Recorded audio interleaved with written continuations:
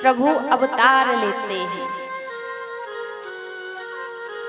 कल इस प्रांगण में तो ठाकुर जी का अवतार हुआ, लेकिन आप विचार करो हमारे इस मन के आंगन में कब उस प्रभु का अवतार होगा। हमारा जो मन है इस हृदय रूपी आंगन में कब गोविंद अवतार लेंगे। जब ये मन प्रभु की प्रियतमा भक्ति से भर जाएगा तब इस मन में प्रभु अवतार लेंगे। अब हम कहते हैं भैया हम बड़ी भक्ति भगवान की करते हैं, लेकिन हमारे मन में ठाकुर जी की छवि उत्पन्न नहीं होती। अब एक बात आप विचार करो, किसी कक्ष में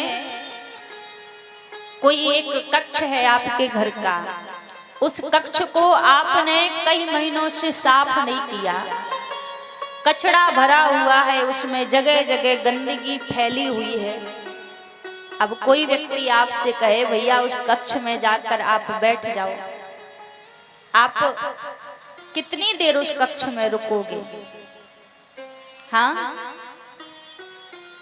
कितनी देर रुकोगे?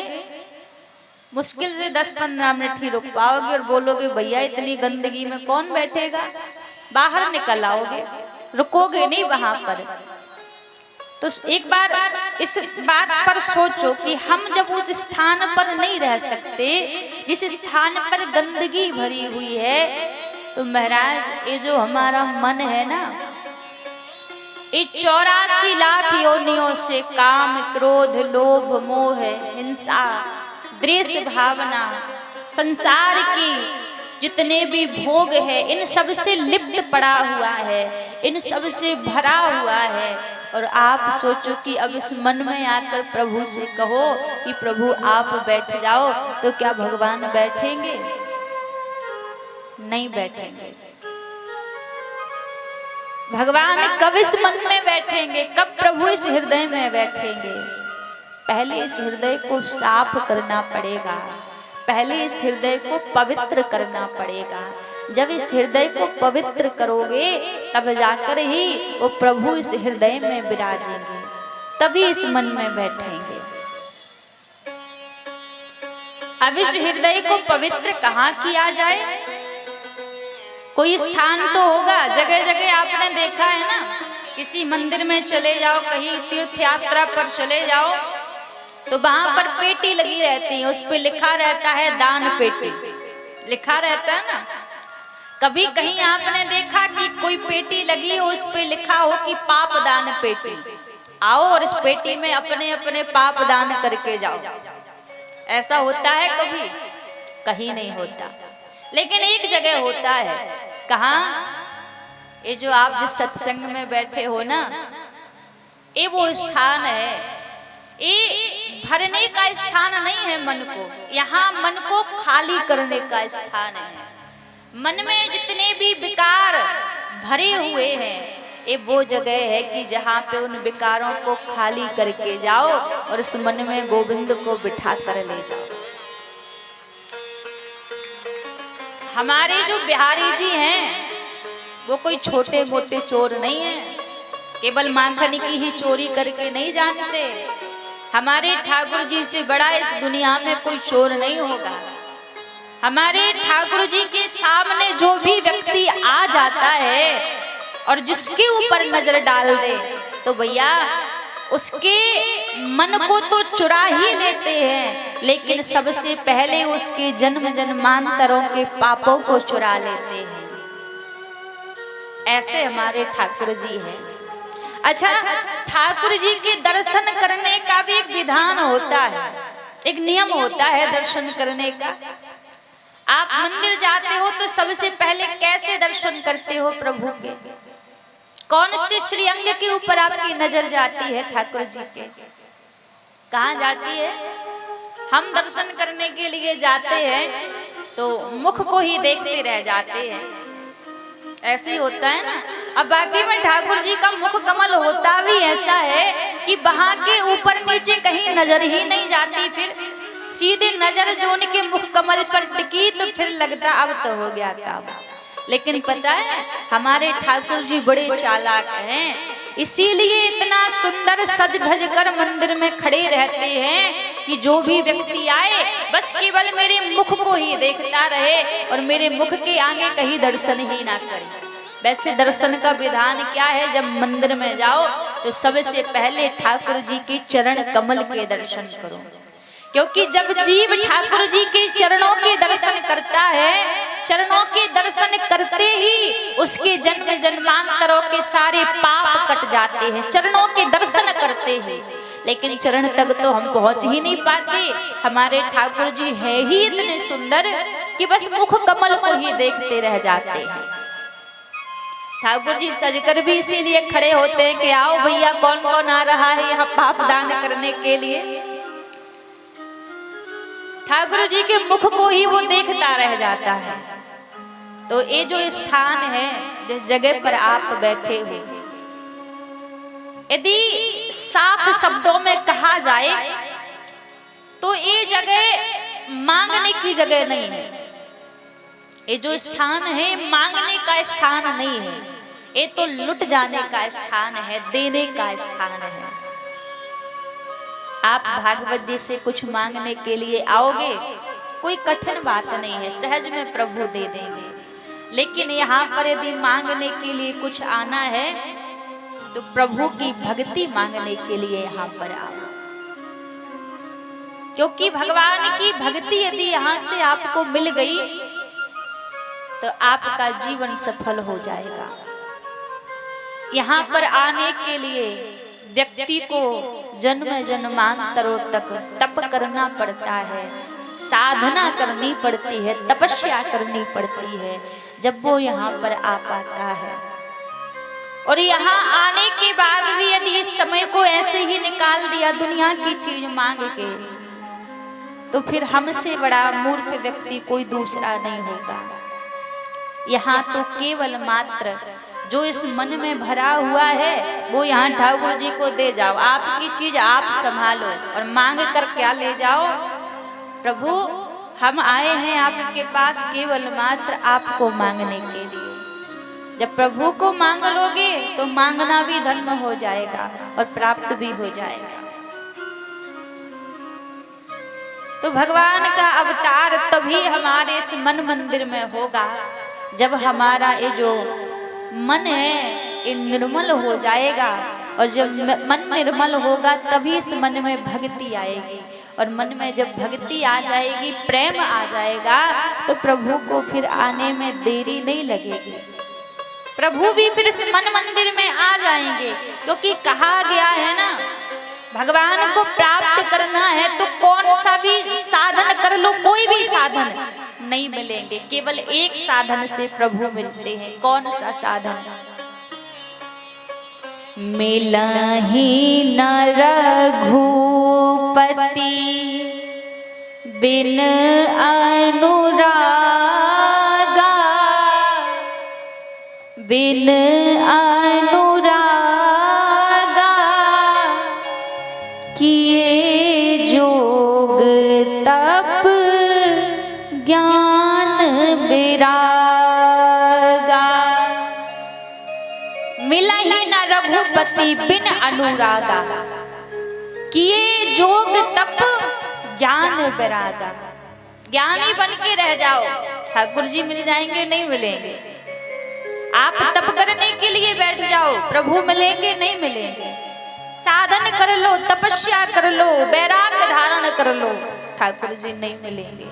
यदि ठाकुर जी मिलेंगे तो केवल मात्र अनुराग से, प्रेम से प्रभु मिलेंगे। और जो प्रेम ठाकुर जी के चरणों में हो जाए उस प्रेम को अनुराग कहते हैं, जो ठाकुर जी के श्री चरणों में हो। और जो प्रेम दुनिया से हम करते हैं वो दुनिया का प्रेम राग कहलाता है। और जब राग करोगे तो महाराज वो राग नरक के द्वार तक जीव को ले जाता है। और ठाकुर जी के चरणार बिंदों में अनुराग करोगे तो वो अनुराग गोविंद के चरणों तक आपको ले जाएगा। तो तभी हमारे मन मंदिर में प्रभु प्रकट होंगे, जब अनुराग होगा। आज यहाँ पर देवकी वसुदेव जिनके ग्रह में तो प्रभु ने अवतार लिया, लेकिन सुख देने के लिए कहाँ पहुंचे? सुख देने के लिए पहुंचे गोकुल में। गोकुल में क्यों पहुंचे?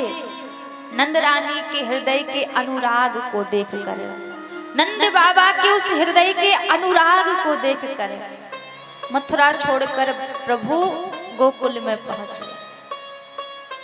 जन्म लेते ही वसुदेव जी के द्वारा पहुंच गए ठाकुर जी गोकुल, और गोकुल में नंद रानी ने जिस कन्या को जन्म दिया था, उस कन्या को लेकर वसुदेव जी मथुरा आ गए। अब कंस को पता लगा कि देवकी के अष्टम गर्भ ने जन्म ले लिया है, तो गर्भ में बंदी गृह में पहुंचा कंस। बंदी गृह में जाकर क्या देखा कि देवकी के अष्टम गर्भ में कन्या ने जन्म लिया है। पहले तो विचार करने लगा, एक कन्या है, ये मेरा क्या बिगाड़ेगी, छोड़ देता हूं इसको। फिर दोबारा पुनः विचार करने लगा कि अरे ये नारायण तो छलिया है, राजा बलि को छलने के लिए बामन बनकर आ गया, दैत्यों को छलने के लिए मोहिनी बनकर आ गया, शायद मुझे छलने के लिए कन्या बनकर आया हो, मैं इसको भी नहीं छोड़ूंगा। उस कन्या को लिया और जैसे मारने का प्रयास किया, वो कन्या हाथों से छूटी और आकाश मार्ग में जाकर अष्टभुजी रूप धारण कर दिया। और जैसी अष्टभुजी रूप धारण किया, महाराज कंस से कहने लगी, अरे कंस तू मुझे मारेगा, मुझे मारने से क्या मिलेगा? तुझे मारने वाला इस 84 कोस ब्रज में अवतार ले चुका है। इतना कहकर वो कन्या तो अंतर्ध्यान हो गई। अब ये नहीं बताया कि कौन सी जगह अवतार लिया है, 84 कोस ब्रज। अब यहाँ कंस बड़ा परेशान। और गोकुल में क्या हो रहा है? गोकुल में 80 वर्ष की आयु में नंद बाबा के घर, नंद रानी के घर आज संतान सुख इनको प्राप्त हुई है। इनके यहाँ कोई संतान नहीं थी अभी तक, और संतान सुख भी कैसा मिला कि साक्षात प्रभु इनके पुत्र बनकर आए। महाराज नंद बाबा को पता चला कि सुंदर पुत्र का जन्म हुआ है। सारे ब्रजवासियों को पता लगा, जिनको भी पता लगता भैया दूर दूर से सभी ब्रजवासी नंद बाबा और मैया यशोदा को बधाई देने के लिए आते हैं। बोली नंद के लाला की, हो जियो श्याम लाला, जियो श्याम लाला, पीली तेरी पगड़ी रंग काला, जियो श्याम लाला, जियो श्याम लाला, पीली तेरी पगड़ी रंग काला, जियो जियो श्याम लाला, पीली तेरी पगड़ी रंग काला। हो जियो श्याम लाला, जियो श्याम लाला, पीली तेरी पगड़ी रंग काला, जियो श्याम लाला, जियो श्याम लाला, पीली तेरी पगड़ी रंग काला। हो पीली तेरी पगड़ी रंग काला, पीली तेरी पगड़ी रंग काला। ऐसे कौन कौन भैया ठाकुर जी को आशीष देना चाहे? अरे भैया बैठे ही बैठे, जिन्हें ठाकुर जी को आशीष देना अपनी जगह पे खड़े होकर के और मस्ती में कहे, हो जियो, हो जियो, हो जियो श्याम लाला, जियो श्याम लाला, पीली तेरी पगड़ी रंग काला, जियो श्याम लाला, जियो श्याम लाला, पीली तेरी पगड़ी रंग काला। हो पीली तेरी पगड़ी रंग काला, पीली तेरी रंग काला। मथुरा से आए नंद लाला, मथुरा से आए नंद लाला, मथुरा से आए नंद लाला, मथुरा से आए नंद लाला, गोपियों से पड़ गया पाला, गोपियों से पड़ गया पाला, गोपियों से पड़ गया पाला। गोपियों से पड़ तो हाथ जियो, ओ जियो, ओ जियो, राम लाला जियो, राम लाला, पीली तेरी पगड़ी रंग काला। जियो श्याम लाला, जियो श्याम लाला, पीली तेरी पगड़ी रंग काला। ओए नंद के लाला की पीछे बज रहा हाथ अभी बधाई देंगे लाला को आशीष देते हुए। जय हो। बोलिए नंद के लाला की।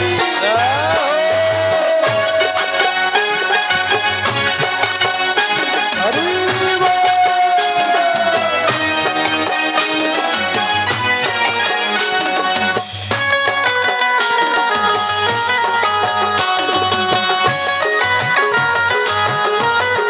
हरि ओ मती दो लाला उआ उआ, मती दो लाला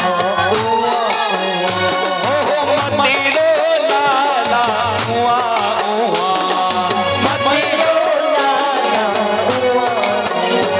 ओ समझावे तोए सुनन दाबुआ, समझावे तोए सुनन दाबुआ, ओ समझावे तोए सुनन दाबुआ, समझावे तोए सुनन दाबुआ। ओ जियो, ओ जियो, राम लाला जियो, राम लाला, पीली तेरी पगड़ी रंग काला। जियो श्याम लाला, जियो श्याम लाला, पीली तेरी पगड़ी रंग काला, राम लाला जियो, राम लाला, पीली तेरी पगड़ी रंग काला। जियो श्याम लाला, जियो श्याम लाला, पीली तेरी पगड़ी रंग काला। सभी दोनों हाथ उठाएं, दोनों हाथ लगे हो, पीली तेरी पगड़ी रंग काला, हो पीली तेरी पगड़ी रंग काला, हो पीली तेरी पगड़ी रंग काला, हो पीली तेरी पगड़ी रंग काला। हो जियो, हो जियो, जय हो। जियो श्याम लाला, ए जियो श्याम लाला, पीली तेरी पगड़ी रंग काला, ओ पीली तेरी पगड़ी रंग काला। जाओ हरि बोल। पीछे बजा बजा के वस्तु झूठ के आनंद लेके हरि बोल। ओए नंद के लाला की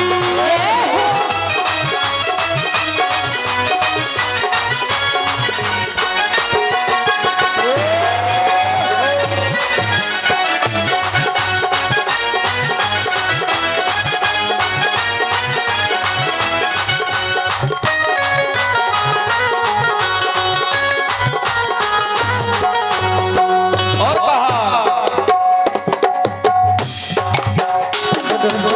चरमर चरमर करे पलना, चरमर चरमर करे पलना, ओ चरमर चरमर करे पलना, चरमर चरमर करे पलना, ओ ब्रजवासी बोले जियो ललना, ब्रजवासी बोले जियो ललना। अरे भैया तुम केवल मतलब खड़े हैं, बेकार खड़े हुए हैं, थोड़ा हाथ उठाइए और लाला को आशीष दे तू सभी के। और नंद के लाला की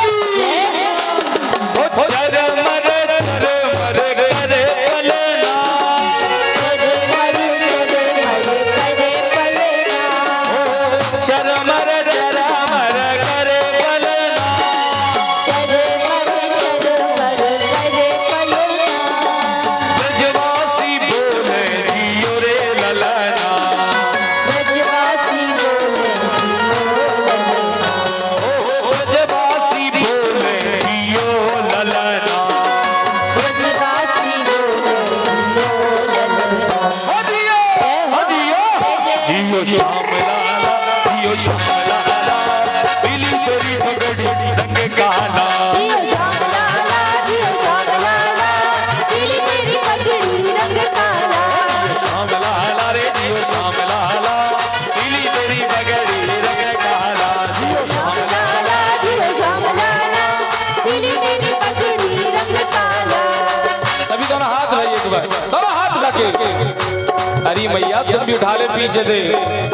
ओ पीली तेरी पगड़ी रंग काला पीली तेरी पगड़ी रंग काला। प्यारे पीली तेरी पगड़ी रंग काला पीली तेरी पगड़ी रंग काला प्यारे पीली तेरी पगड़ी रंग काला ओ जियो श्याम लाला जियो श्याम लाला पीली तेरी पगड़ी रंग काला जियो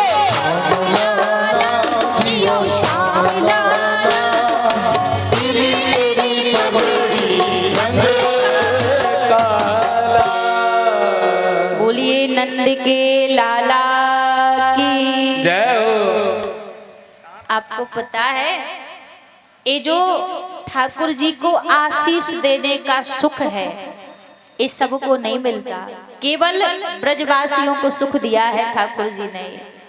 जो दुनिया का मालिक है, जो सृष्टि का रचैया है, किसकी इतनी हस्ती है कि भैया उसको आशीष दे रहे हैं कि खूब जियो, जो दुनिया को आशीष देता है। लेकिन ये सुख केवल कहीं है ना, तो ये ब्रज में सुख है, वृंदावन में सुख है। और कोई ब्रजवासी आकर जहां बैठ जाए तो वो सुख वहां पर फिर देता नहीं है, बांटता नहीं, लुटाता है। आपके ऊपर है, आप जितना लेना चाहो। तो आपको सुख मिला है ठाकुर जी को आशीष देने का। जो जगत का मालिक है आज उसको आशीष देने का। जियो श्याम लाला, जियो श्याम लाला, पीली तेरी पगड़ी रंग काला। तो सारे ब्रजवासी आज मिलकर ठाकुर जी को आशीष देने के लिए आ रहे हैं। दूर दूर से भीड़ लगी हुई है, सब आ रहे हैं लाला को आशीष देने के लिए, आशीर्वाद दे रहे हैं। यहाँ तो भैया कंस को बड़ी चिंता लग रही है। कंस ने एक राक्षसों की मीटिंग बिठाई और महाराज बड़े बड़े राक्षस उसमें आए। अब कंस सबके मध्य कहने लगे, भैया मेरे शत्रु को ढूंढने कौन जाएगा। उसी राक्षसों के बीच में पूतना बैठी थी। पूतना कहने लगी, महाराज मैं आपके शत्रु को ढूंढने के लिए जाऊंगी और इन 7-8 दिनों में जितने छोटे छोटे बच्चों ने जन्म लिया होगा मैं एक एक करके सबको मार दूंगी। सबको मार दूंगी तो उन्हीं के साथ में आपका शत्रु भी मर जाएगा।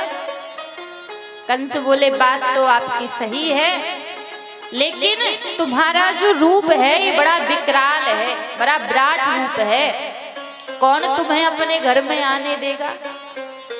पूतना बोली, ऐसे थोड़ी ना जाऊंगी, मैं अपने इस रूप को बदल के जाऊंगी। आज पूतना ने अपना रूप बदल लिया, ऐसा रूप बनाया मानो स्वर्ग से कोई अप्सरा आई हो। और पूतना सबसे पहले कहाँ गई, गोकुल में ही पहुंची। अब गोकुल में तो भक्तों की लाइन लगी हुई थी, दूर दूर से ब्रजवासी आ रहे थे लाला को आशीष देने। उसी भीड़ में पूतना चली गई। अब पूतना पहुंची मैया यशोदा के पास और जाकर आवाज लगाने लगी, अरे ओ यशोदा। मैया बाहर आई, कहा मोकू पहचानी, मैं तेरे पीहरते आई हूँ। अब मैया यशोदा पहचानी नहीं, पर मैया को लगा यदि मैंने मना कर दिया तो कहीं इसको बुरा ना लग जाए। तो मैया बोली, हाँ बहन पहचान लियो, आओ कैसे पधारी। पूतना कहने लगी, हमने सुना है 80 वर्ष की आयु में तुम्हारे घर लाला को जन्म भयो है। जब सुना तो फिर रहा नहीं गया, हमें भी लगा कि लाला को आशीष दे आए, तो आशीष देव को आएगी।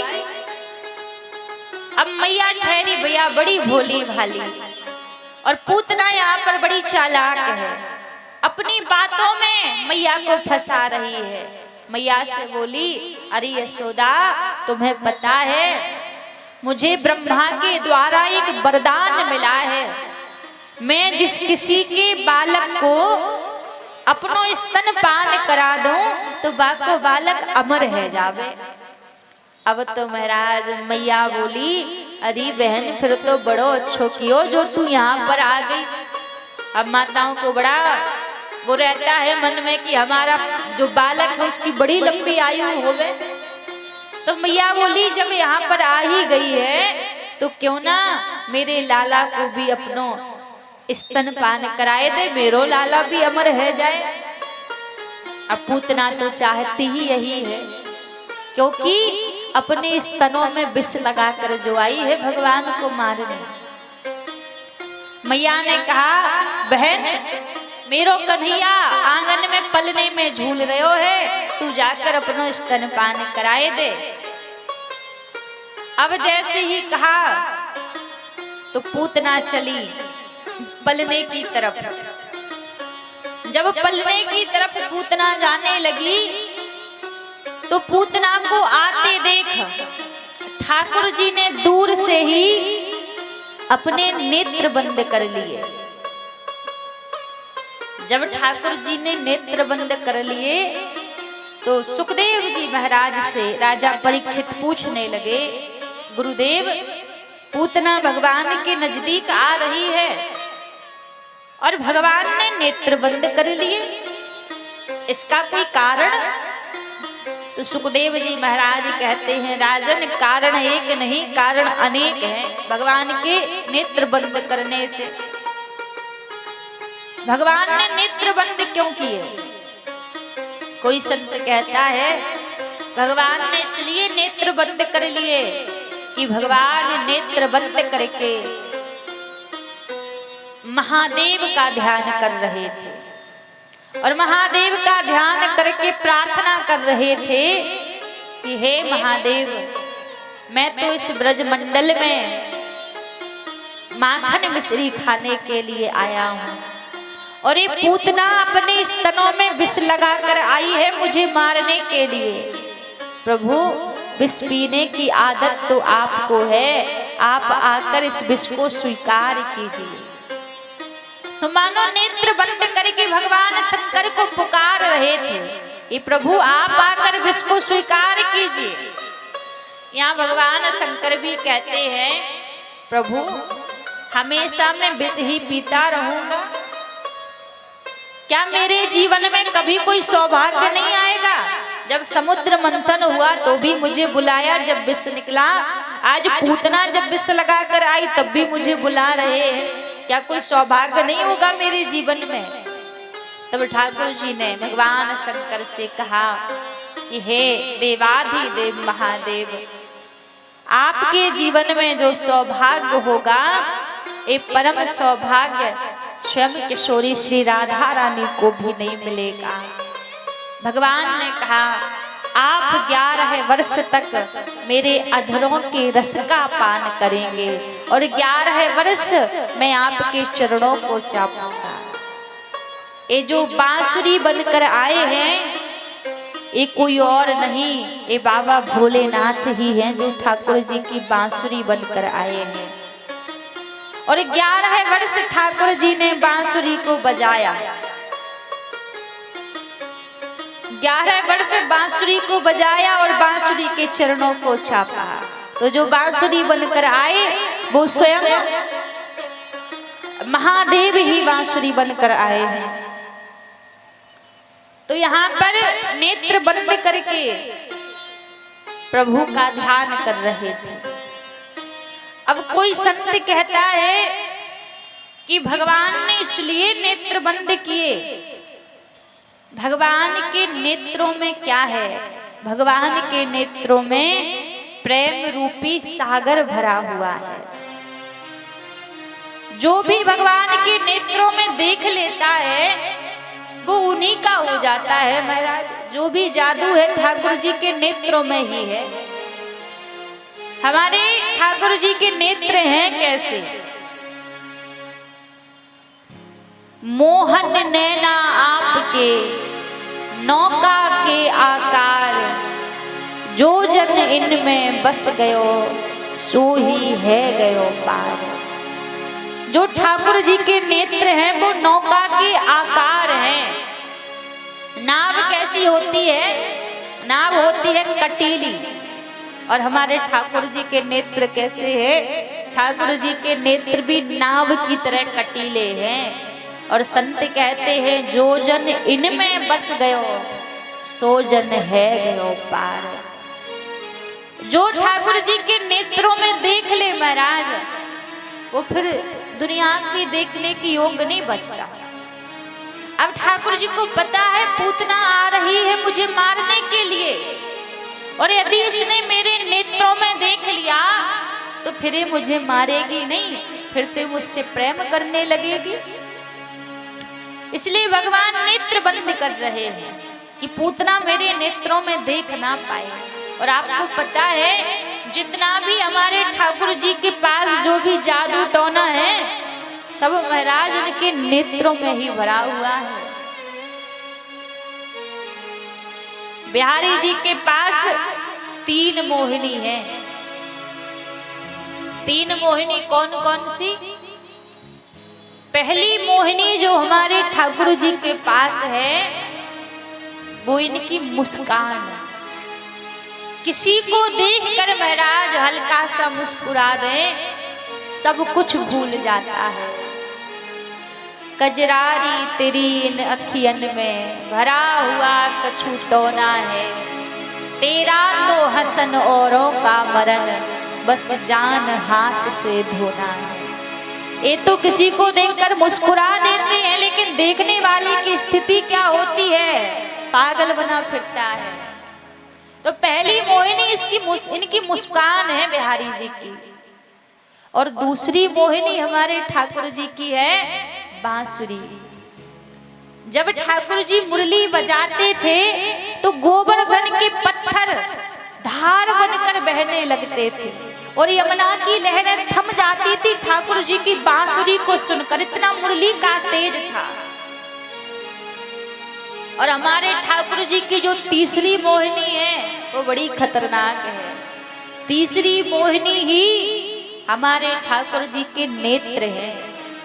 जो भी इनको देख ले महाराज, जो भी निहार ले सब कुछ भूल जाता है। अच्छा, आप में से जो लोग वृंदावन गए हैं उन्होंने देखा होगा कि हमारे जो बांके बिहारी हैं इनके मंदिर में हर एक मिनट पर पर्दा लगता है। आपको पता है क्यों लगता है? क्यों लगता है? हाँ, कोई इनसे नेत्र ना मिला पाए इसलिए लगता है ना, क्योंकि सारा जादू टोना जो है ना इनके नेत्रों में ही है। एक बार की बात थी, हमारे ब्रजमंडल में एक गोपी रहा करती थी जो वृंदावन से थोड़ा सा दूर थी। बड़ी भक्ति थी ठाकुर जी की। अब एक दिन उसने कथा में सुन लिया कि ठाकुर जी की जो सबसे श्रेष्ठ भक्ति है वो संबंध की भक्ति है। भगवान से कोई रिश्ता बना लो, कोई संबंध बना लो तो जल्दी रिझ जाते हैं। अब इसका विवाह पक्का हो चुका था वृंदावन के पास ही। अभी विचार करने लगी मैं ठाकुर जी से कौन सा रिश्ता बनाऊं, कौन सा संबंध बनाऊं। तो महाराज इसने बिहारी जी को अपना देवर बना लिया। अब विवाह हुआ इसका। विवाह होने के बाद ससुराल गई और अपने पति के साथ वहां से लौट कर आ रही थी। तो पति कहने लगा हम वृंदावन होकर ही तो जा रहे हैं, तो क्यों ना बिहारी जी के दर्शन करते चले। इसने आज तक बिहारी जी के दर्शन नहीं किए थे। सुनते ही बड़ी हृदय से प्रसन्न हो गई कि आज तो बिहारी जी के दर्शन करने को मिलेंगे। पति बोला तू यहीं बैठ, मैं बस यमुना में स्नान करके आता हूँ, फिर दर्शन के लिए चलेंगे। इसने कहा ठीक है। पति चला गया यमुना में स्नान करने के लिए। अब ब्रज की बहू थी तो बड़ा घूंघट कर रखा था, यमुना के किनारे एक पेड़ के नीचे बैठी। ये बिल्कुल सत्य घटना है। जब पेड़ के नीचे बैठी तो एक छोटा सा बालक इसके पास में आया और कहने लगा, अरे भाभी जी कैसी हो। अब इसने विचार किया यहाँ दूर दूर तक रिश्तेदारी नहीं है, भाभी वाला कौन आ गया। पति को आवाज लगाई, आजी सुनते हो। इतने में पति आया, कहा क्या हुआ। अभी अभी एक बालक आया था, मुझसे बोल रहा था भाभी कैसी हो। वहां देखा सो कोई नहीं, कहा भ्रम होगा तेरा, कोई नहीं है। फिर चला गया स्नान के लिए। अब स्नान के लिए गया, दोबारा फिर वही बालक आ गया। बोले अरे भाभी बता तो दो कैसी हो। इतने में फिर पति को उसने आवाज लगा दी, पति फिर आ गया, बालक फिर चला गया। बालक फिर नहीं दिखा इसको। स्नान करके पति आ गया। जब दोनों पति पत्नी बिहारी जी के मंदिर में पहुंचे दर्शन के लिए, भक्तों की भीड़ लगी हुई है। अब जैसी इसकी नजर महाराज बिहारी जी के ऊपर पड़ी और बिहारी जी से जैसे ही इसकी नजरें मिली, पता नहीं इसको अंदर से क्या आभास हुआ। अपने पति से बोली, महाराज ये तो वही बालक है जो मेरे पास आया था, मुझसे पूछ रहा था कि भाभी जी कैसी हो। पति कहता तू पागल हो गई, बिहारी जी बैठे हैं, लोग सुन रहे, क्या कहेंगे कि बिहारी जी को बालक कहती है। अरे चल चल मंदिर से बाहर चल तू। फिर कहती मैं सत्य कह रही हूँ, वही बालक है जो मेरे पास आया था, मुझसे पूछ रहा था भाभी कैसी हो। जैसे इसका पति इसको बाहर निकालने लगा, मंदिर से ले जाने लगा, महाराज बिहारी जी इसके पीछे पीछे जाने लगे। जब बिहारी जी इसके पीछे पीछे जाने लगे तब जो पुजारी थे उनको आभास हुआ, प्रार्थना की आप तो जा रही हो, हमारे बिहारी जी को लेकर मत जाओ। अब इतना ठाकुर जी के प्रति हृदय में प्रेम उमड़ पड़ा इसके कि वहीं बिहारी जी के चौखट पर ही इसने अपने प्राण त्याग दिए। वो ब्रह सहन नहीं कर पाई। फिर जब ब्रह सहन नहीं कर पाई, ठाकुर जी को दोबारा मंदिर में विराजित किया गया। संत कहते हैं उसी दिन से आज तक हर एक मिनट पर पर्दा लगता है बिहारी जी का, क्योंकि पुजारी जी को डर लगता है कि ठाकुर जी तो प्रेम के भूखे हैं, प्रेम भरी नजरों से कोई भक्त इनको निहार ना ले। इनको यदि निहार लेगा तो ये तो संग में चल देते हैं उसके। ऐसी इनकी लीलाएं हैं ठाकुर जी की, इसलिए हर एक मिनट पर पर्दा लगता है।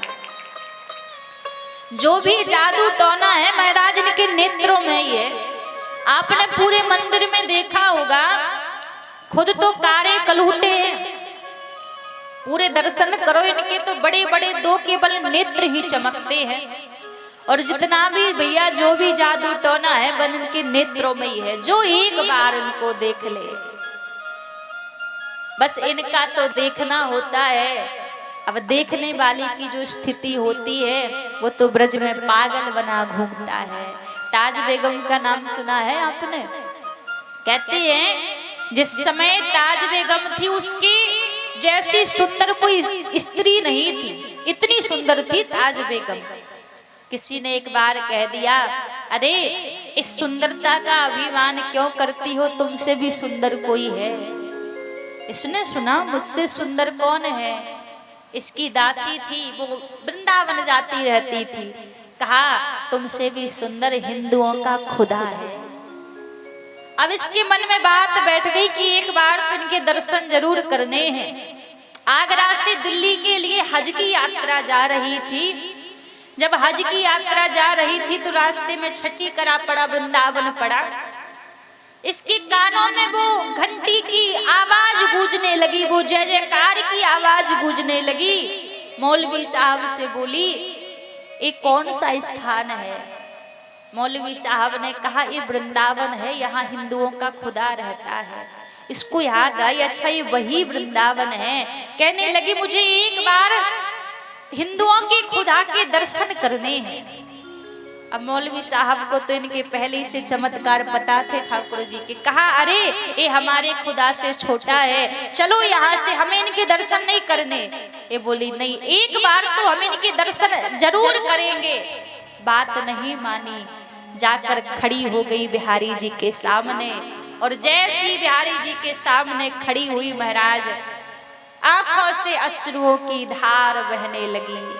एक टक प्रभु को देखे जा रही है और बस बिहारी जी को देखते देखते महाराज इसके हृदय से भाव निकले और बिहारी जी से कहने लगी, सुनो दिल जानी मेरे दिल की कहानी, तेरे हाथ हूँ बिकानी, बदनामी भी सहूंगी।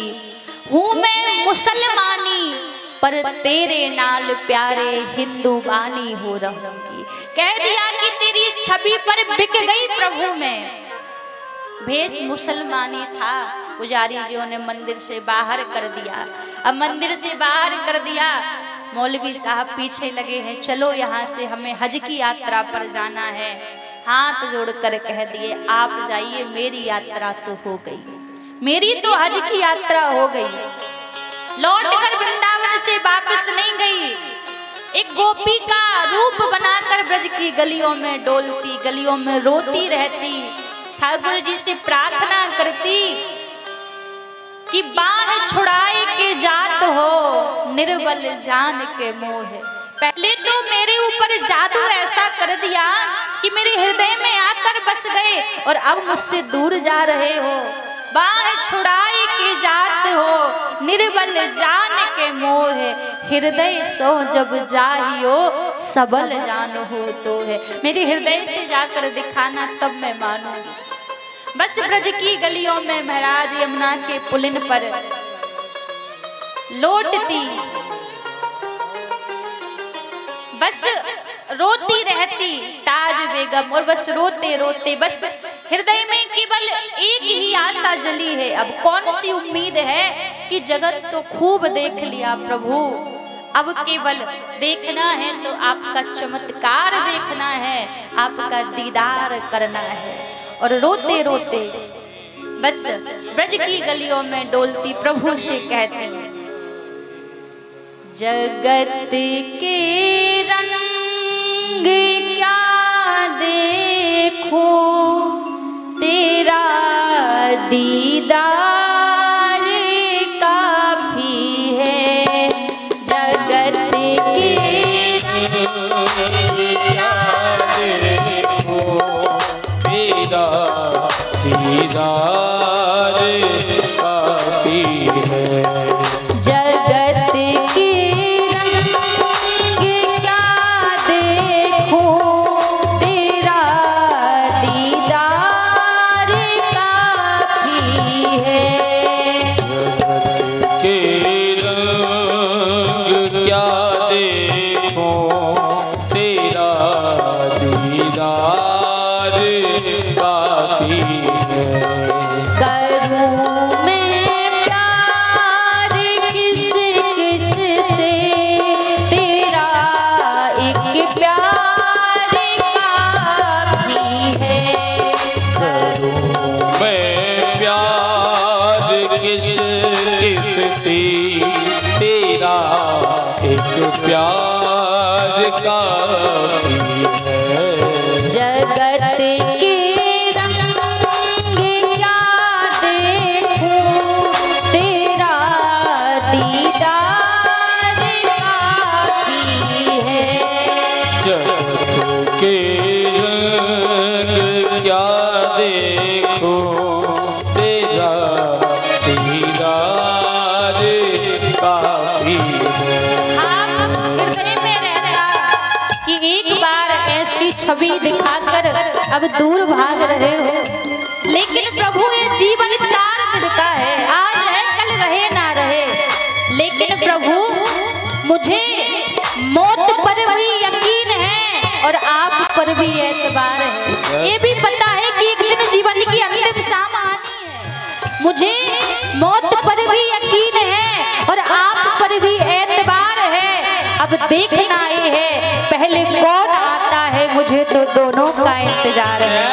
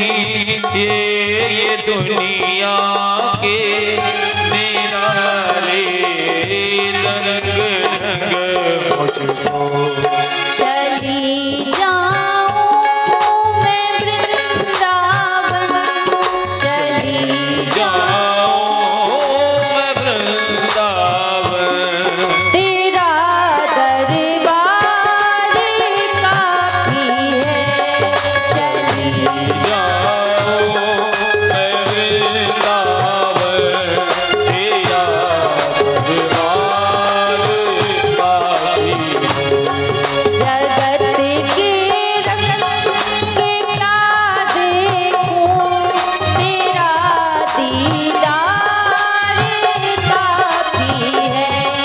जगत के रंग क्या देखूं, तेरा दीदार जय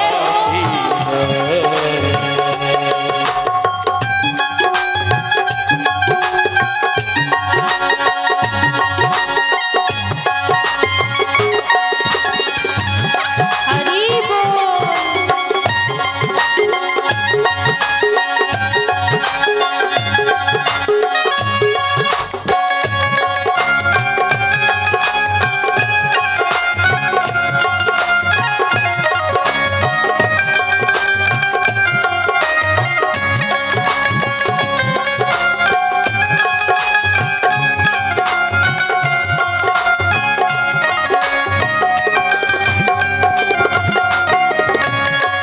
जगत के साज बाजों से हुए हैं कान अब बहरे, जगत के साज बाजों से हुए हैं कान अब बहरे। जगत के साज बाजों से हुए हैं कान अब बहरे, जगत के साज बाजों से हुए हैं कान अब बहरे। कहाँ जाके सुनूं बंसी, कहाँ जाके सुनूं बंसी, मधुर गोदान काफी है। कहाँ जाके सुनूं बंसी, मधुर गोदान काफी है। जगत के रंग के क्या देखूं, तेरा दीदार काफी है। रंग क्या देखूं, तेरा दीदार काफी जय हो।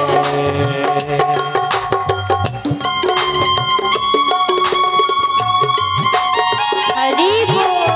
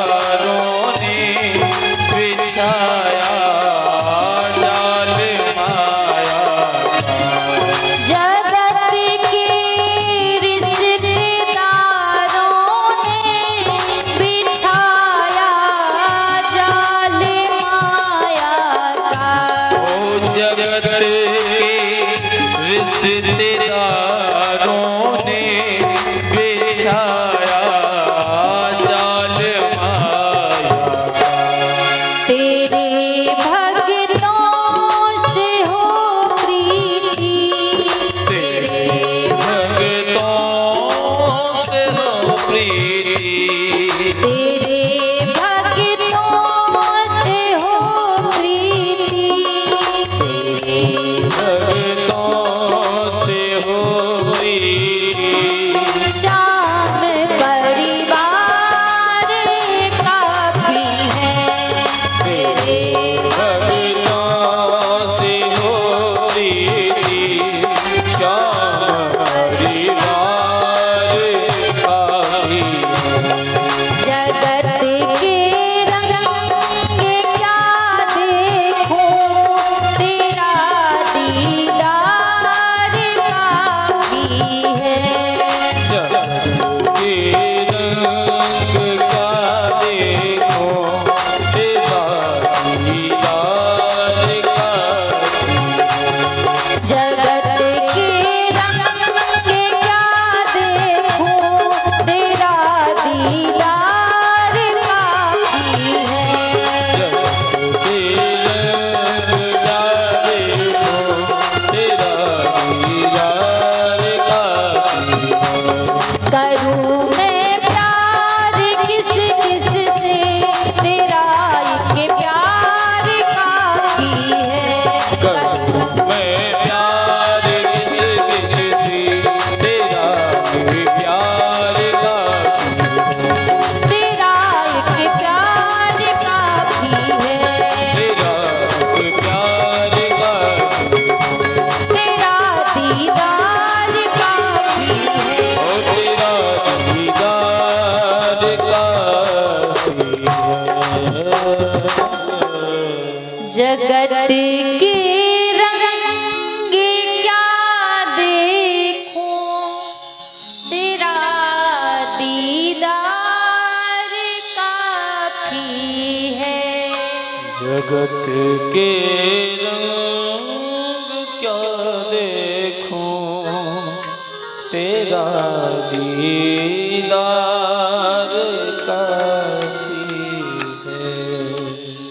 करूँ मैं प्यार किस किस से, तेरा एक प्यार काफी है। करूं मैं प्यार किस किस से, तेरा एक प्यार काफी है। कहते हैं जब प्रभु के चरणों में प्रीत हो जाती है, संसार के सारे सुख उसके लिए फीके लगते हैं। संसार के भोगों में उससे शांति नहीं मिलती, उससे सुख नहीं मिलता। जिसको ठाकुर जी के नाम का रंग लग जाए, फिर तो दिन और रात उसे किसी चीज की उम्मीद रहती है, किसी चीज का इंतजार रहता है। तो हर एक एक पल बस यही इंतजार रहता है कि पता नहीं वो कौन सी घड़ी है, वो कौन सा क्षण है जिस क्षण मेरे प्रभु आ जाएं, मेरे ऊपर कृपा करने के लिए आ जाएं। बस केवल मात्र फिर भक्त के लिए यही इंतजार रह जाता है कि कब मेरे ठाकुर आ जाए। और जिसको प्रभु के नाम की संपत्ति मिल जाए, इनके नाम की भक्ति मिल जाए, जीवन में फिर उससे धनवान व्यक्ति कोई दूसरा नहीं हो सकता। मीरा जी कहती है, पायो जी मैंने राम रतन धन पायो, वस्तु अमोलक दी मेरे सतगुरु, कृपा करी अपनायो, पायो जी मैंने राम रतन धन पायो। इनके नाम की संपत्ति, इनके नाम का धन जब मिल जाए, भक्त को परिचय नहीं देना पड़ता है कि मैं ठाकुर का भक्त हूँ। उसका स्वभाव, उसका स्वरूप देखकर बता देता है कि गोविंद का प्रेमी है, ये ठाकुर का प्रेमी है, उसका स्वरूप बता देता है। दुनिया में किसी के द्वार की चाकरी करोगे, किसी के द्वार पर काम करोगे, आपको परिचय देना पड़ेगा कि भैया हम ऐसे ऐसे व्यक्ति के यहाँ सेवादारी करते हैं, कार्य करते हैं। लेकिन ठाकुर के द्वार के जब सेवक बन जाओगे, भक्ति मिल जाएगी, तो यहाँ पर भैया परिचय नहीं देना पड़ता है, यहाँ वो ठाकुर अपने आप परिचय देता है। तो जो इनके रंग में रंग जाए, सारा जग उसको फीका लगता है।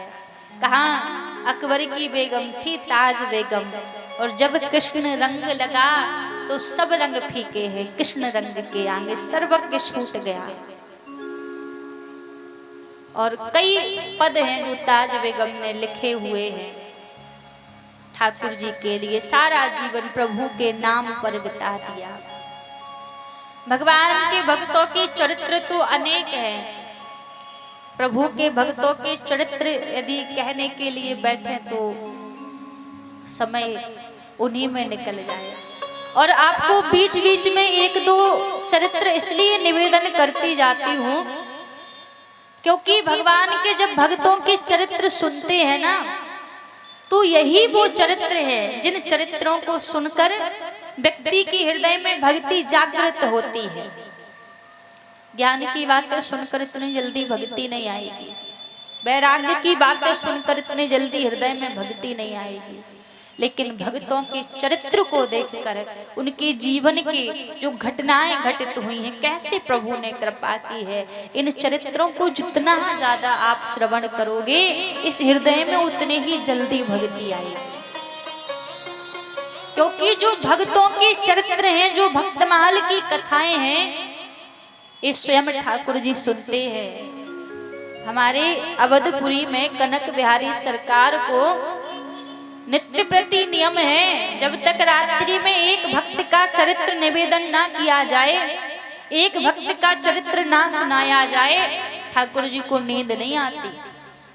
इतने प्रेमी है ठाकुर जी भक्तों की कथाओं के।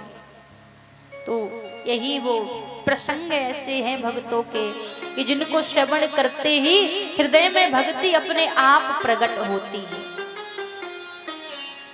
तो भैया बिहारी जी के हमारे जो नेत्र हैं बड़े जादूगर है, जो भी देखता है सब कुछ भूल जाता है।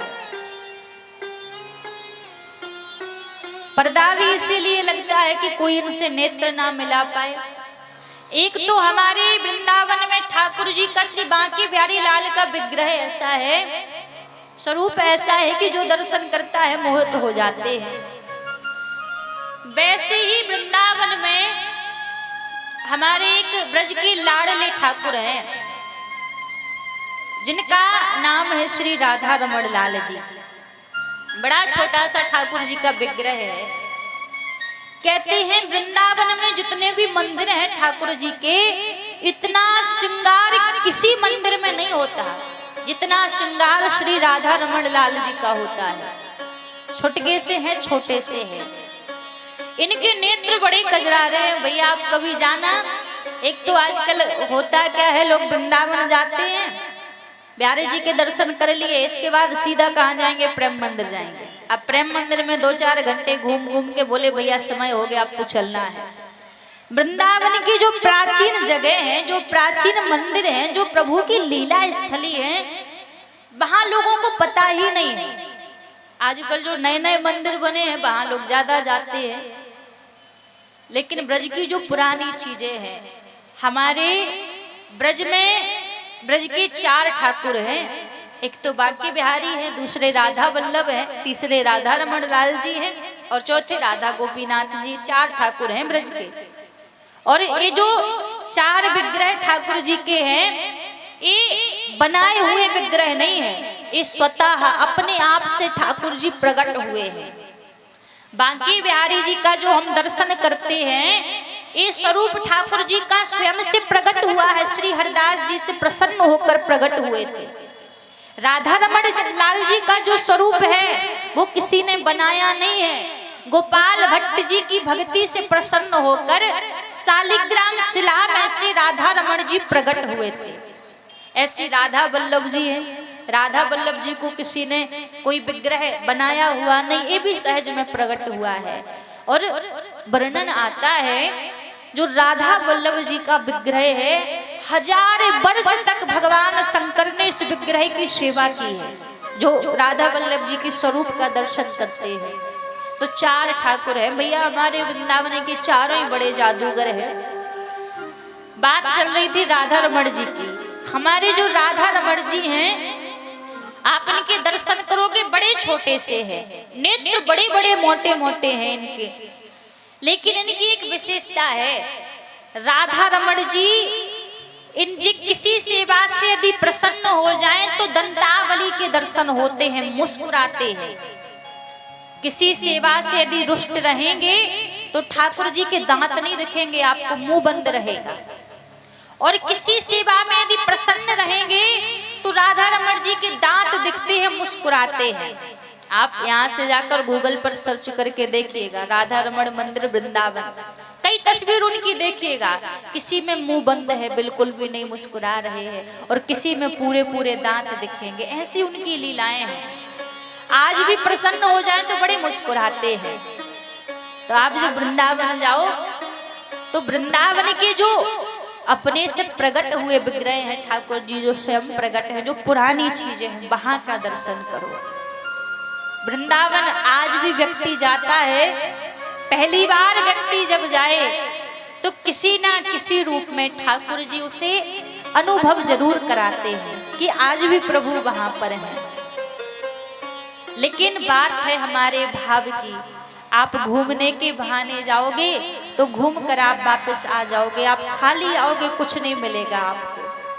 आप पिकनिक मनाने के बहाने से जाओगे तो पिकनिक मनाकर आ जाओगे, आपको कुछ प्राप्त नहीं होगा। आजकल हर तीर्थ स्थल की यही स्थिति है ना, लोगों ने घूमने का पर्यटन बना लिया है कि घूमने के लिए जाएंगे लौट आएंगे।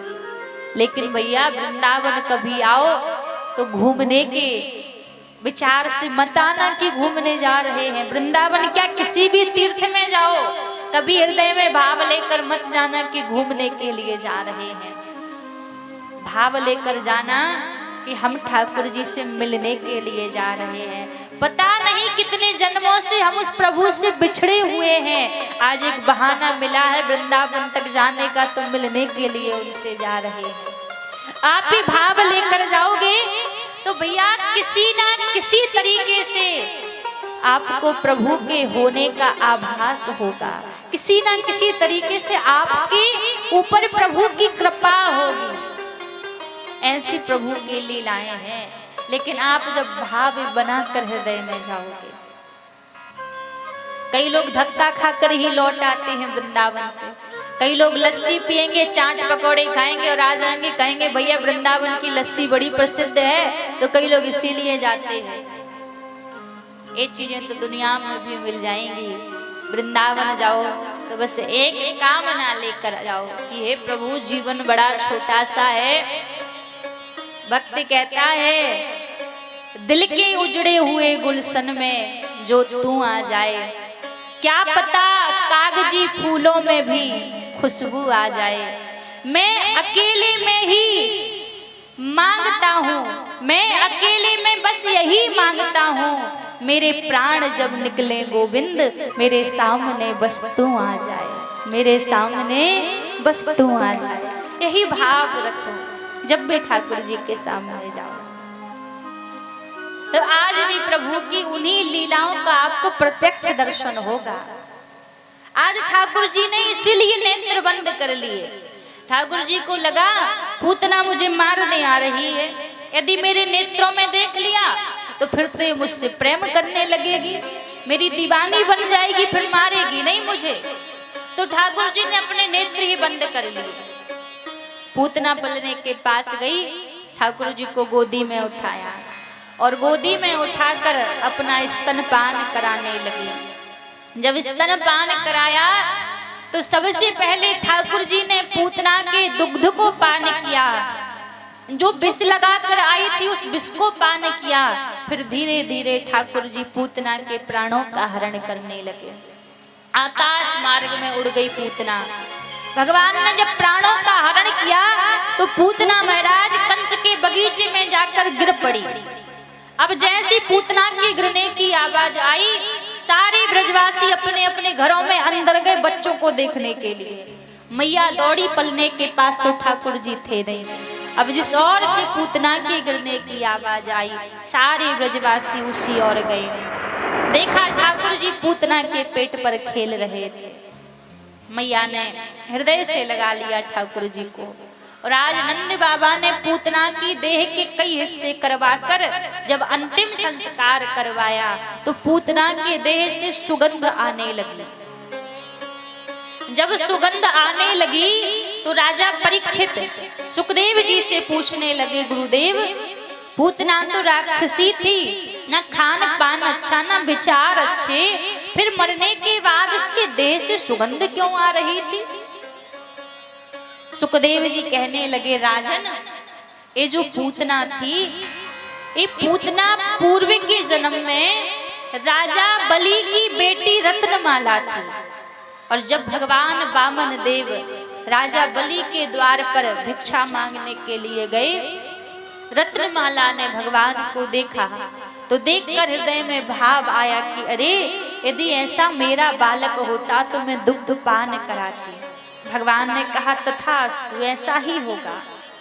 और जब 3 पग में प्रभु ने त्रिलोकी को नाप लिया तो यही रत्नमाला कहने लगी, यदि ऐसा मेरा पुत्र होता तो दूध में विष मिलाकर पिला देती।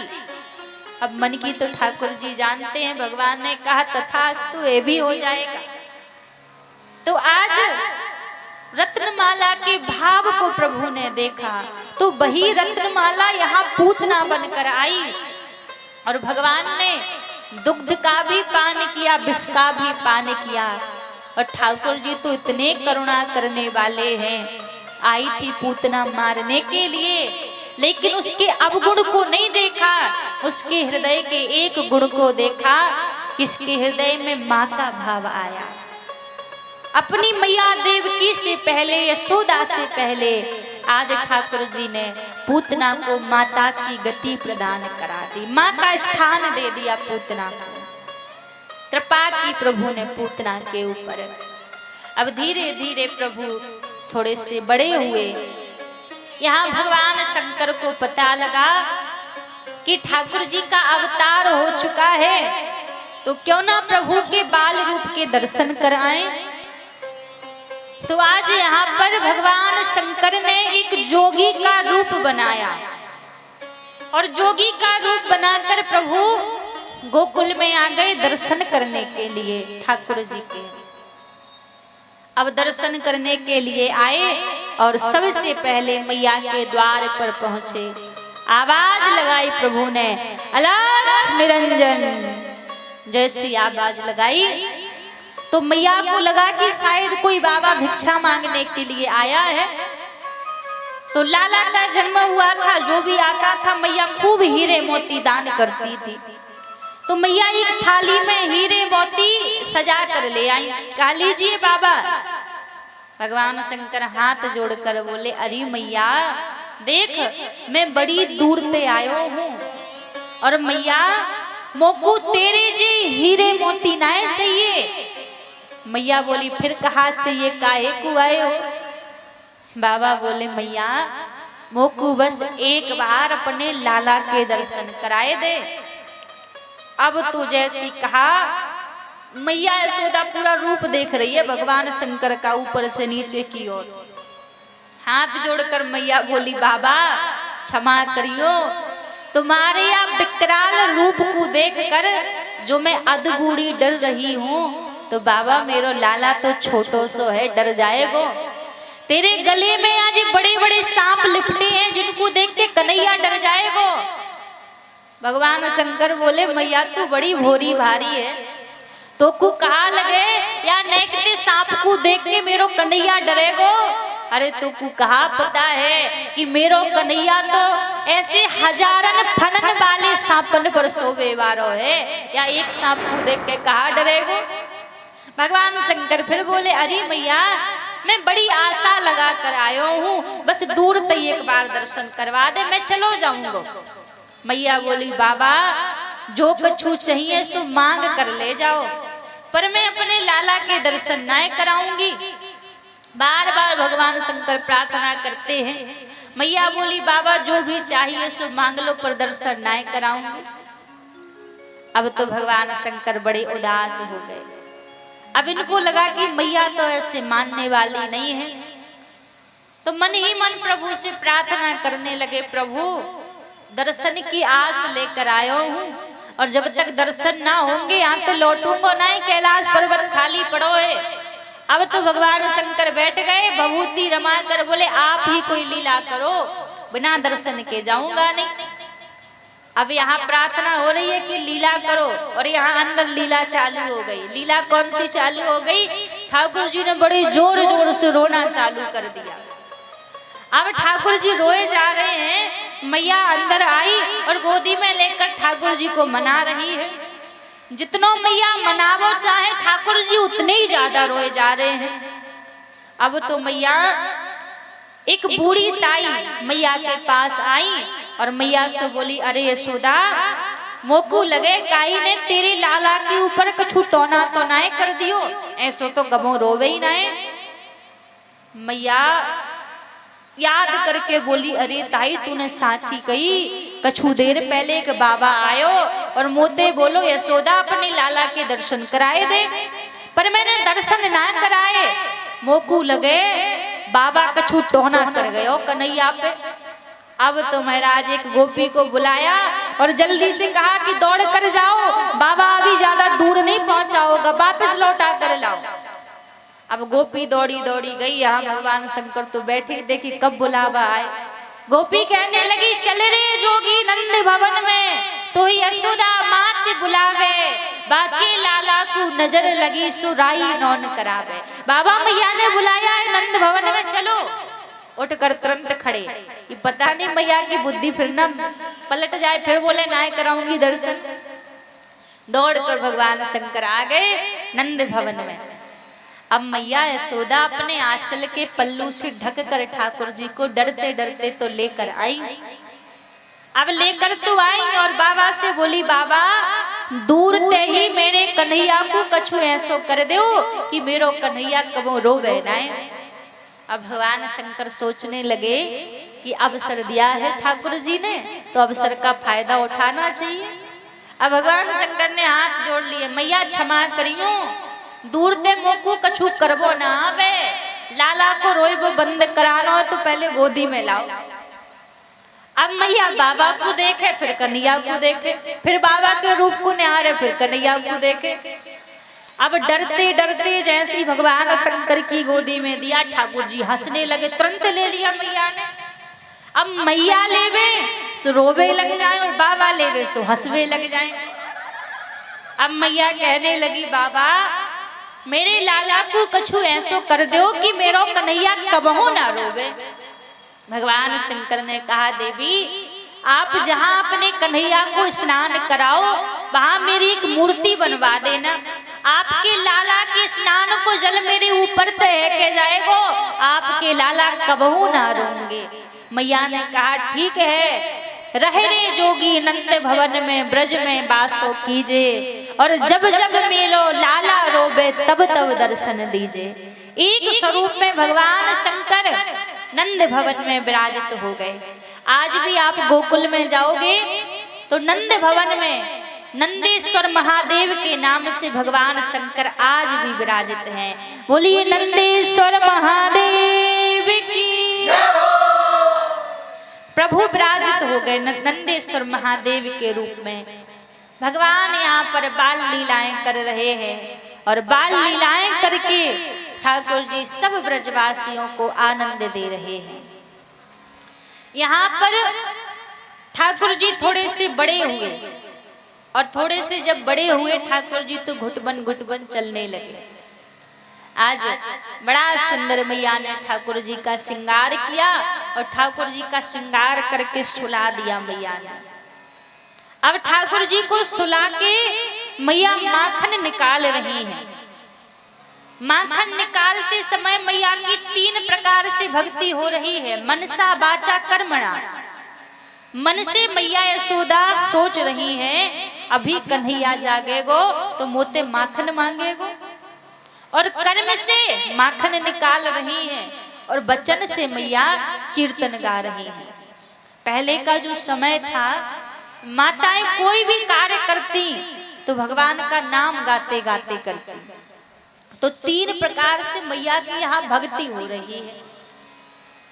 अब थोड़ी ही देर में ठाकुर जी जागे, और जैसे ठाकुर जी जागे घुटबन चल के आए, मटकी को पकड़कर खड़े हो गए। मैया से बोले मैया भूख लगी है, माखन चाहिए। मैया ने कहा लाला देख भाई ताजो माखन तो निकरो ना है, यदि तो को ज्यादा भूख लगी है तो रात को बासो माखन रखो है, बा माखन को खाई ले। ठाकुर जी बोले ना मैया बासो माखन ना खाऊंगो। मैया तू ही तो कहे कि जो व्यक्ति बासो माखन खावे बाकी बुद्धि मोटी है जाए। अब मैया तू जो चाहे कि मेरी बुद्धि मोटी है जाए, ना खाऊंगो मैया, जा मटकी में से माखन लूंगो, अबे लूंगो, बस या मटकी में से माखन चाहिए।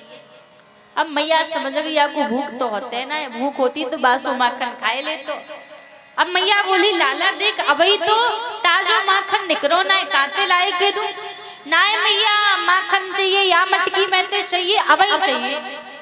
मैया बोली लाला देख माखन आखन तो छोड़, मैं तेरे ताई खिलौना दिखाऊं, दिखा मैया कौन सो खिलौना।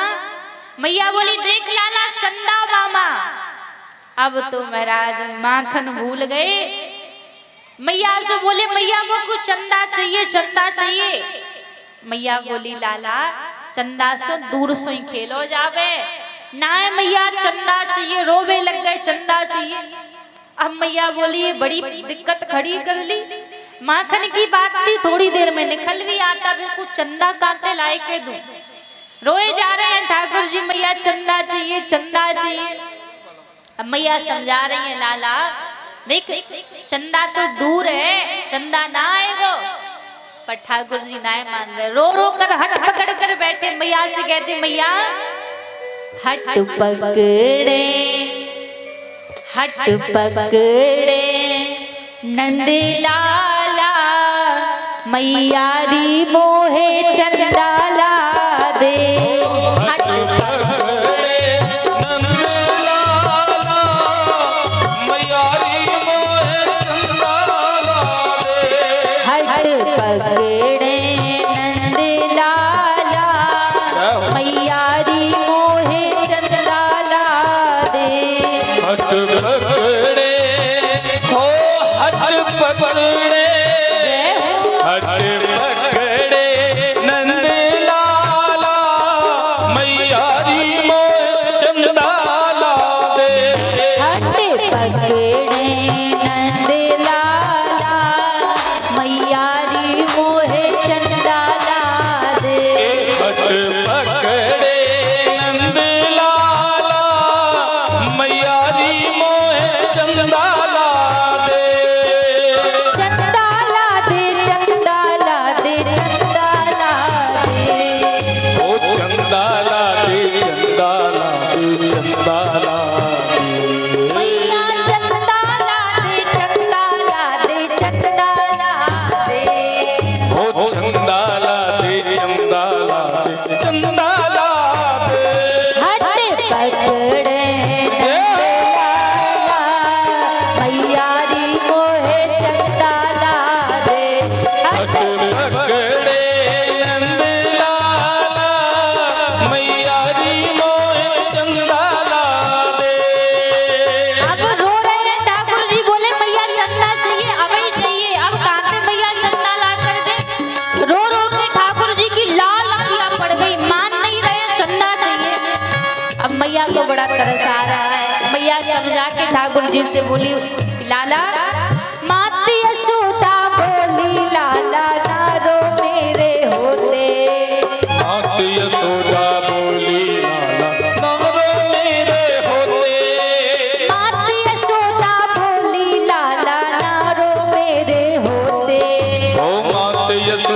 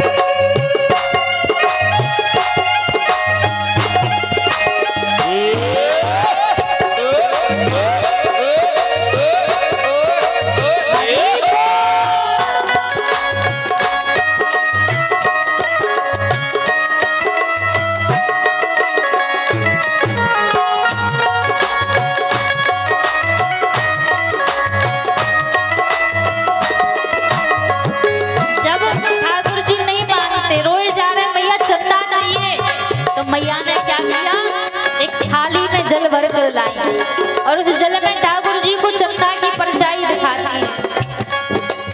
इतना कहकर मात यशोदा थाली लेकर आई। इतना कहकर मात यशोदा थाली लेके आई। इतना कहकर मात यशोदा थाली लेकर आई। इतना कहकर मात यशोदा थाली लेकर आई। पानी भर कर दिखलाई है चंदा की परछाई। पानी भर कर दिखलाई है चंदा की परछाई। हट पकड़े जय हो हट पकड़े ओ प्यारे हट पकड़े नंदलाला मैया री मोहे चंदा ला दे। हट पकड़े नंदलाल मैया री मोहे चंदा ला दे।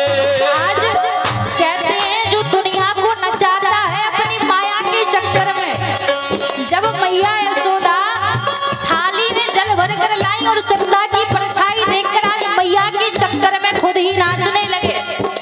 जैसी चंदा की परछाई देखी तो बड़े खुश हो गए ठाकुर जी। कृष्ण कन्हैया खुश हो करके लगे बजाने ताली। कृष्ण कन्हैया खुश हो करके लगे बजाने ताली। कृष्ण कन्हैया खुश हो करके लगे बजाने ताली। ओ कृष्ण कन्हैया खुश हो करके लगे बजाने ताली। अरे मैया ठाकुर जी भी ताली बजा रहे हैं, कम तुम भी ताली बजा लो। हाँ दोनों हाथ उठा के। ओ कृष्ण कन्हैया खुश हो करके लगे बजाने ताली। कृष्ण कन्हैया खुश हो करके लगे बजाने ताली। नंद के लाला खुश हो करके लगे बजाने ताली। मैया के बहकावे में आप फंसे हैं मायाधारी। हो मैया के बहकावे में आप फंसे हैं मायाधारी। आज मैया के बहकावे में आप फंसे हैं मायाधारी। हो मैया के बहकावे में आप फंसे हैं मायाधारी। हट पकड़े ए जय हो हट पकड़े ओ प्यारे दोनों हाथ पर खड़े करके सीधे सीधे हट पकड़े नंदलाला मैया री मोहे चंदा ला दे। हट पकड़े नंदलाला मैया री मोहे चंदा ला दे। हट पकड़े नंदलाला मैया री मोहे चंदा ला दे। हो चंदा ला दे चंदा ला दे चंदा ला दे। मैया चंदा ला दे चंदा ला दे चंदा ला दे। हो चंदा ला दे चंदा ला दे चंदा ला दे। मैया चंदा ला दे चंदा ला दे चंदा ला दे। पकड़े जय हो पकड़े जय जय पकड़े नंदलाला मैया री चंदा ला दे। हट पकड़े नंदलाला मैया री मोहे चंदा ला दे। हट पकड़े नंदलाला मैया री मोहे चंदा ला दे। हट पकड़े नंदलाला मैया री मोहे चंदा ला एक दे। बार दोनों हाथ उठा सभी दोनों हाथ उठा के और तालियों के साथ। हट पकड़े नंदलाला मैया री मोहे चंदा ला दे। हट पकड़े नंदलाला मैया री मोहे चंदा ला दे। हट पकड़े नंदलाला मैया री मोहे चंदा ला दे।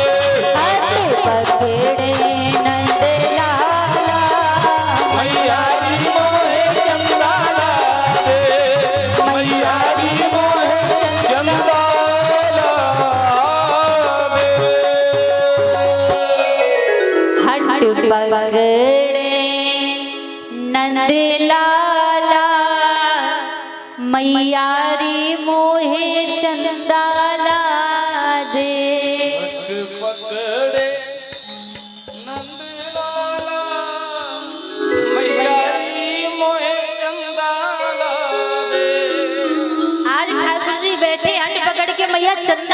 कहीं ते लाके दे। अब मैया ने थाली में जल भर के ठाकुर जी को चंदा की परछाई दिखा दी। अब चंदा की परछाई देखकर बड़े प्रसन्न हो गए, ताली बजा बजा कर हंसने लगे, मैया चंदा आ गयो, चंदा आ गयो। अब थोड़ी देर चंदा के संग खेलते खेलते मैया से बोले, मैया या चंदा को मैं बाबा के ताई ले जाऊं? मैया बोली, लाला जी चंदा बाबा के पास ना जावेगो। ना मैया, मैं आज चंदा को बाबा के ताई ले जाऊंगो। और जैसी चंदा को पकड़वे को थाली में हाथ कियो, सो जल बाहर चंदा गायब। फिर रोवे लग गए, मैया चंदा चाहिए, चंदा चाहिए। मैया बोली, दारी के मैंने तोते कही जे चंदा बाबा के पास ना जाएगो, तू मानो ना है। अब तू मानो ना है तो चंदा अब दोबारा आएगो ना है। अब रोए जा रहे, ना है मैया चंदा चाहिए, चंदा चाहिए। अब मैया बोली, देख लाला, चंदा अंदा तो छोड़, यदि तू कहे तो मैं तेरो ब्याह करा दूं। अब तो महाराज माखन भूल गए, चंदा भूल गए। मैया से बोले, मैया तू साची कहे मेरो ब्याह कराएगी? आयु कितनी है ठाकुर जी की? 3 वर्ष की आयु है। अब मैया बोली, लाला तेरो ब्याह तो मैं कब को कराए देती। तेरी जितने भी सगाई वारे आवे, दूर से तेरो नाम सुन के लौट जावे। काहे लौट जावे मैया? मैया यशोदा बोली, तू माखन की चोरी करे, अब जो सगाई वारो आवे बाकू पता लगे कि नंद को लाला तो माखन चुरावे, तो घर तक आवे ना, दूर से लौट जाए। अब ठाकुर जी बोले, अच्छो मैया, मेरे नाम ते सगाई वारे लौट जावे। मेरे बाबा को तो या ब्रज में बड़ो ही नाम है, मेरे बाबा के नाम ते तो कोई भी अपनी छोरी ब्याह देगो मेरे ताई। मैया बोली, ब्याह तेरो होनो या तेरे बाबा को? छोरी वारे जई तो पूछेंगे कि छोरा कहाँ काम करे, बाबा को काम ना पूछेंगे। अब तेरे काम तो दूर दूर तक फैले हैं कि लाला तो नंद को लाला माखन की चोरी करे। तू माखन की चोरी छोड़ दे, तेरो कल ही ब्याह करा दूंगी। ठाकुर जी बोले, अरे मैया तू कल की बात करे, मैंने आज से अवई सो माखन की चोरी छोड़ दी। मैया अब मेरो ब्याह करा दे। मैया बोली, अच्छो लाला अजय बता तो को बहू कैसी चाहिए? अब ठाकुर जी बहू बताते, कैसी बहू चाहिए मैया? गोरी गुणवारी होए, भोरी सी बेचारी होए, कारे नैन बारे बड़े गोप की लली, बहू ऐसी ढूंढे लाए, लऊं गोद में बिठाए, रूठे जाऊं तो मनाए, मन राखे बस। कैसी बहू चाहिए मैया? ठाकुर जी बोले, मैया मेरी बहू गोरी होवे। मैया बोली, अच्छो गोरी बहू चाहिए। अब तू तो कारो है, फिर तेरे ताई गोरी बहू कैसी मिल जाएगी? जब तू कारो है तो कारी बहू मिलेगी। ठाकुर जी बोले, ना मैया तो को पतो ना है, जे ब्रज की गोपियां मोसो कितनी जले हैं। अब मैया जब मेरी गोरी बहू होगी, अपनी बहू के संग में या ब्रज में ते जाऊंगो, जे ब्रज की गोपियां मुँह को देखेंगी और कहा कहेंगी, अरे देख तो या नंद के छोरा को, खुद तो कारो कलूटो है, या की बहू तो देख चांद कैसे मुखड़े। अच्छा अब मैया बोली, और कैसी चाहिए? ठाकुर जी बोले, देख मैया मेरी बहू ज्यादा तेज ना होवे, ज्यादा रूठबे वारी ना होवे, मैया सीधी सादी होवे। और मैया यदि कई दिन मैं रूठ जाऊं तो मोकू मना लेवे, ऐसा ना है मैं रूठूं तो वो पहले रूठ के बैठ जाए। मैया भोरी वारी बहू चाहिए। मैया बोली, अच्छा और कैसी चाहिए? ठाकुर जी बोले, देख मैया मेरी बहू इतनी छोटी होवे कि जब मन करे सो गोदी में बिठा लूं, और जब गैया शराबी जाऊं मैया सो अपने संग जेब में रख के ले जाऊं। अब मैया बोली, लाला ऐसी बहू तो होवे ना, ऐसी तो गुड़िया होवे। ठाकुर जी बोले मैया तो को पतो ना है, जब मैं जंगल में गैया चरावे जाऊं तो मैया सारे ग्वाल बाल दूर दूर रह जाएं, हम अकेले पड़ जाएं। जब अकेले पड़ जाएं तो मैया मन नाए लगे, अब अपनी बहू को संग लेकर जाएंगे, जब मन नाए लगेगो तो निकाल के दो चार बातें कर लेंगे और जब काम आएगा तो फिर वापस रख लेंगे। क्या उसे मैया छोटी सी बहू चाहिए। अब मैया ठाकुर जी की बात सुनकर बड़ी मुस्कुरा रही है। अब मैया बोली देख साजकू जब तेरे बाबा आएंगे तब तेरे बाबा से तेरे ब्याह की बात करूंगी। ठाकुर जी बोले अरे मैया सांझ तक तो बड़ी देर रह जाएगी, तू अभी मेरा ब्याह करा दे।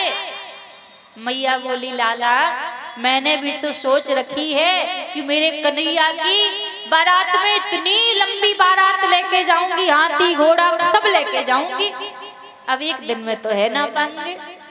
ठाकुर जी बोले मैया या सबकी कछु जरूरत ना है, मैया तू चलियो, बाबा चलेंगे, मनसुखा चलेगो, मधुमंगल चलेगो, श्री रामा चलेगो, इतनी बारात खूब है। अब मैया बड़े ध्यान से सुन रही।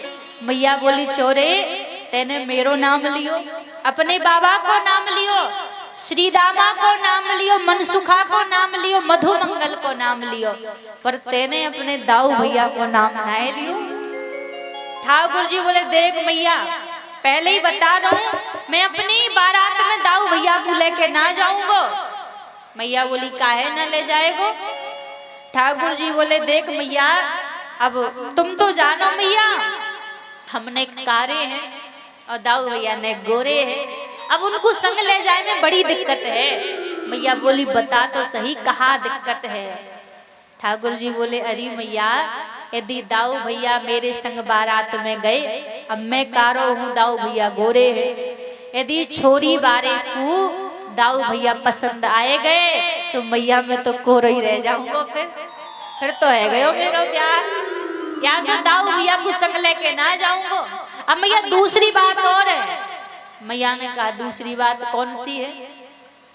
ठाकुर जी बोले मैया मैया तुम तो जानो कि मोकू हवा ते कितनो डर लगे। अब मैया जा समय मेरे फेरे डल रहे हो और बाद समय यदि दाऊ भैया ने गलती से कह दे कि कन्हैया हवा तो मैया मैं तो फेरे छोड़ के भाग जाऊंगा, फिर तो आ गई तेरी बहू, है गयो मेरो ब्याह।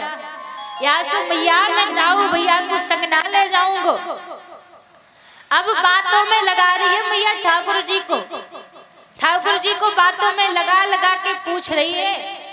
अब मैया बोली ये बता सर्वगुण संपन्न बहू चाहिए तो को, अब एक दिन में तो ऐसी बहू मिलेगी नहीं, नेकात तो समय चाहिए ऐसी बहू ढूंढने में।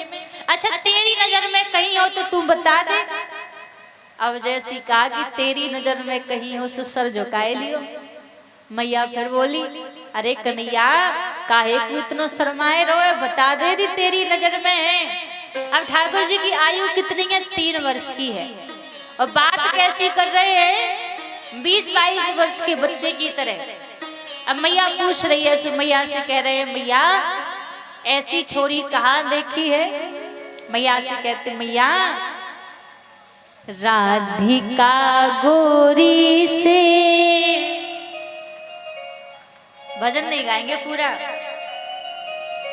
बता रहे हैं ठाकुर जी मैया को। राधिका गोरी से बिरज की छोरी से मैया करा दे मेरो ब्याह। राधिका गोरी से बिरज की छोरी से मैया करा दे मोर ब्याह। राधिका गोरी से बिरज की छोरी से मैया करा दे मेरो ब्याह। राधिका गोरी से जय हो बिरज की छोरी से मैया करा दे मोर ब्याह। उम्र तेरी छोटी है, नजर तेरी छोटी है, कैसे करा दूं तेरो ब्याह। उम्र तेरी छोटी है,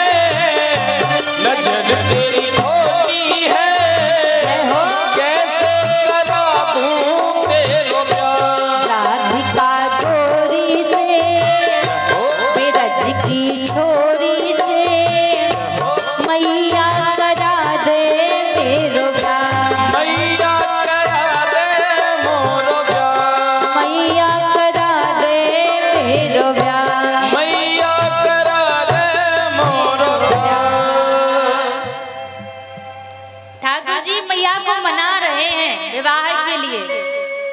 अच्छा, कल तक तो मना ही लेंगे ठाकुर जी, आज का समय दे देते हैं ठाकुर जी के लिए, तो कल तक ठाकुर जी मना लेंगे मैया को। तो कल हम आप सभी फिर यहीं पर ठाकुर जी को बड़े ही धूमधाम से विवाह उत्सव मनाएंगे। कल इसी प्रांगण में बड़े ही धूमधाम से हम आप सभी भगवान श्री कृष्ण का विवाह उत्सव यहाँ पर मनाएंगे और हम आप सभी को ठाकुर जी का कन्यादान लेने का अवसर मिलेगा। ठाकुर जी के पांव पूजने का सौभाग्य भी हम आप सभी को कल प्राप्त होगा। तो कल हम सभी बड़े ही आनंद के साथ ठाकुर जी का विवाह यहीं पर मनाएंगे। आज मैया को ठाकुर जी यहाँ मना लेंगे। और देखिए, ये जो कथा आप सभी सुन रहे हैं, एक कथा हमारे YouTube चैनल पर भी लाइव चल रही है। हमारा YouTube चैनल है देवी गौर प्रिया जी के नाम से। आज तो आप इस कथा को सुन ही रहे हैं। आज के बाद भी 1 वर्ष बाद, 2 वर्ष बाद, 4 वर्ष बाद जब आपका मन हो तब आप इस कथा को यदि दोबारा भी सुनना चाहें तो हमारे YouTube चैनल पर आप दोबारा भी सुन सकते हैं। अब ये चैनल पर पड़ गई तो हमेशा के लिए। अब मधुबनी के इस प्रांगण में जो कथा हुई है ये हमेशा के लिए अमर है। जब सुनना चाहो तब सुनोगे। अच्छा, एक बात और बताइए, कथा में आनंद किस किस को आ रहा है? आज 5वां दिन है भैया, पूछना चाहिए ना, क्योंकि धीरे धीरे, वरना आप कहें देवी जी तो लगी हुई है कहने में। अब पता भी तो ना चाहिए आनंद आ रहा है नहीं आ रहा है। अच्छा, सच में आनंद आ रहा है? फिर ऐसे ही जय हो। बस हम तो यही चाहते हैं कि आप सभी को ऐसे ही आनंद मिलता रहे। और आप जो भी अपने घर में बैठकर भी ऐसे ही आप हमेशा ठाकुर जी की कथा सुनना चाहते हैं तो हमारे YouTube चैनल पर जाएं और सब्सक्राइब करें चैनल को, ताकि आगे की जो कथा भी लाइव चलेगी आपको वो कथा सुनने का सौभाग्य भी मिलेगा। शिव महापुराण की कथा, देवी भागवत की कथा, राम कथा, जो भी आप श्रवण करना चाहें तो YouTube चैनल पर पड़ी हुई है तो आप सुन सकते हैं। और आगामी कथा जो भी आगे कथा है जो भी लाइव चलेगी तो उनको भी आप अपने घर बैठकर उस कथा को भी आप श्रवण कर सकते हैं। अब बजाइए तालियां। वैसे ही बजाते रहते, जब बजाने का होता है तब बजाते नहीं हो। अब देखो, घर बैठे बैठे कितना आनंद मिलेगा। शिव पुराण भी मिलेगी सुनने को, देवी भागवत भी मिलेगी, राम कथा भी मिलेगी, भक्तमाल भी मिलेगी, और भागवत तो सुनोगे ही। तो आप सभी का जिसका भी भाव है आप हमेशा इस कथा को फिर सुन सकते हैं। और महाराज आज बड़े ही धूमधाम से कुछ ही देर में हम आप सभी इसी प्रांगण में श्री गिरिराज महाराज का पूजन करेंगे। फिर उसके बाद यहीं पर हम आप सभी ठाकुर जी की माखन चोरी लीला का भी दर्शन करेंगे। तो यहाँ पर ठाकुर जी की जो ब्रजमंडल में प्रमुख लीला रही है वो माखन चोरी लीला रही है। ठाकुर जी गोपियों के घर माखन चुराने के लिए जाते थे, लेकिन माखन चुराना तो केवल मात्र एक बहाना था। गोपियां स्वयं चाहती कि ठाकुर जी हमारे घर आएं और हमारे घर आकर माखन की चोरी करें। माखन चोरी करने के लिए खुद गोपियां बुलाती थी। ये झगड़ा गोपी कान्हा का निराला ढंग अनोखा है, बिहारी जी से मिलने का सुनहरा ए बहाना है। बहाना देखती थी गोपियां की किसी ना किसी बहाने से ठाकुर जी हमारे घर आ जाएं। और ठाकुर जी जब घर आ जाएं तो ठाकुर जी के दर्शन करने का सौभाग्य हमें मिल जाए। तो माखन चोरी करने के लिए ठाकुर जी जाते थे केवल बहाना लेकर। गोपियां बुलाती थी कि प्रभु आए और दर्शन करने के लिए मिले।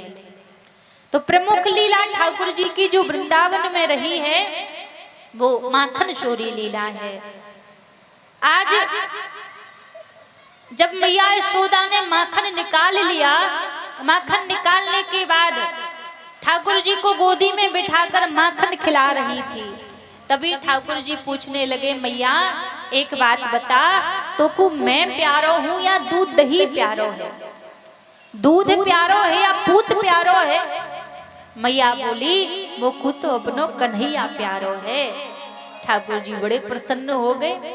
इतने में एक गोपी दौड़ी दौड़ी आई और मैया से बोली, मैया आपने चूल्हे पर जो दूध रखा था उबलने के लिए सारा दूध नीचे गिर गया है। जैसे मैया ने सुना ठाकुर जी को नीचे बिठाकर दूध के लिए भाग गए। अब तो भैया फिर क्रोध आ गया, बोले मेरी मैया तो मुँह से बड़ो झूठ बोले, अब ही कह रही मोकू कन्हैया प्यारो है और जैसी दूध की बात सुनी सु दूध के लिए भाग गई। अच्छा मैया गई क्यों थी दूध के लिए? मैया इसलिए गई थी, मैया यशोदा के घर में जितनी भी गैया थी 9 लाख गैया थी, इनमें से सुरभि गाय केवल एक ही थी मैया के पास। और ठाकुर जी जो दूध पीते थे वो सुरभि गाय का दूध पीते थे। जो दूध उबल रहा था वो भी सुरभि गाय का ही दूध था। अब मैया को लगा यदि सारा दूध नीचे गिर जाएगा तो आज कन्हैया भूखा रह जाएगा, इसलिए मैया दूध के लिए भाग गई।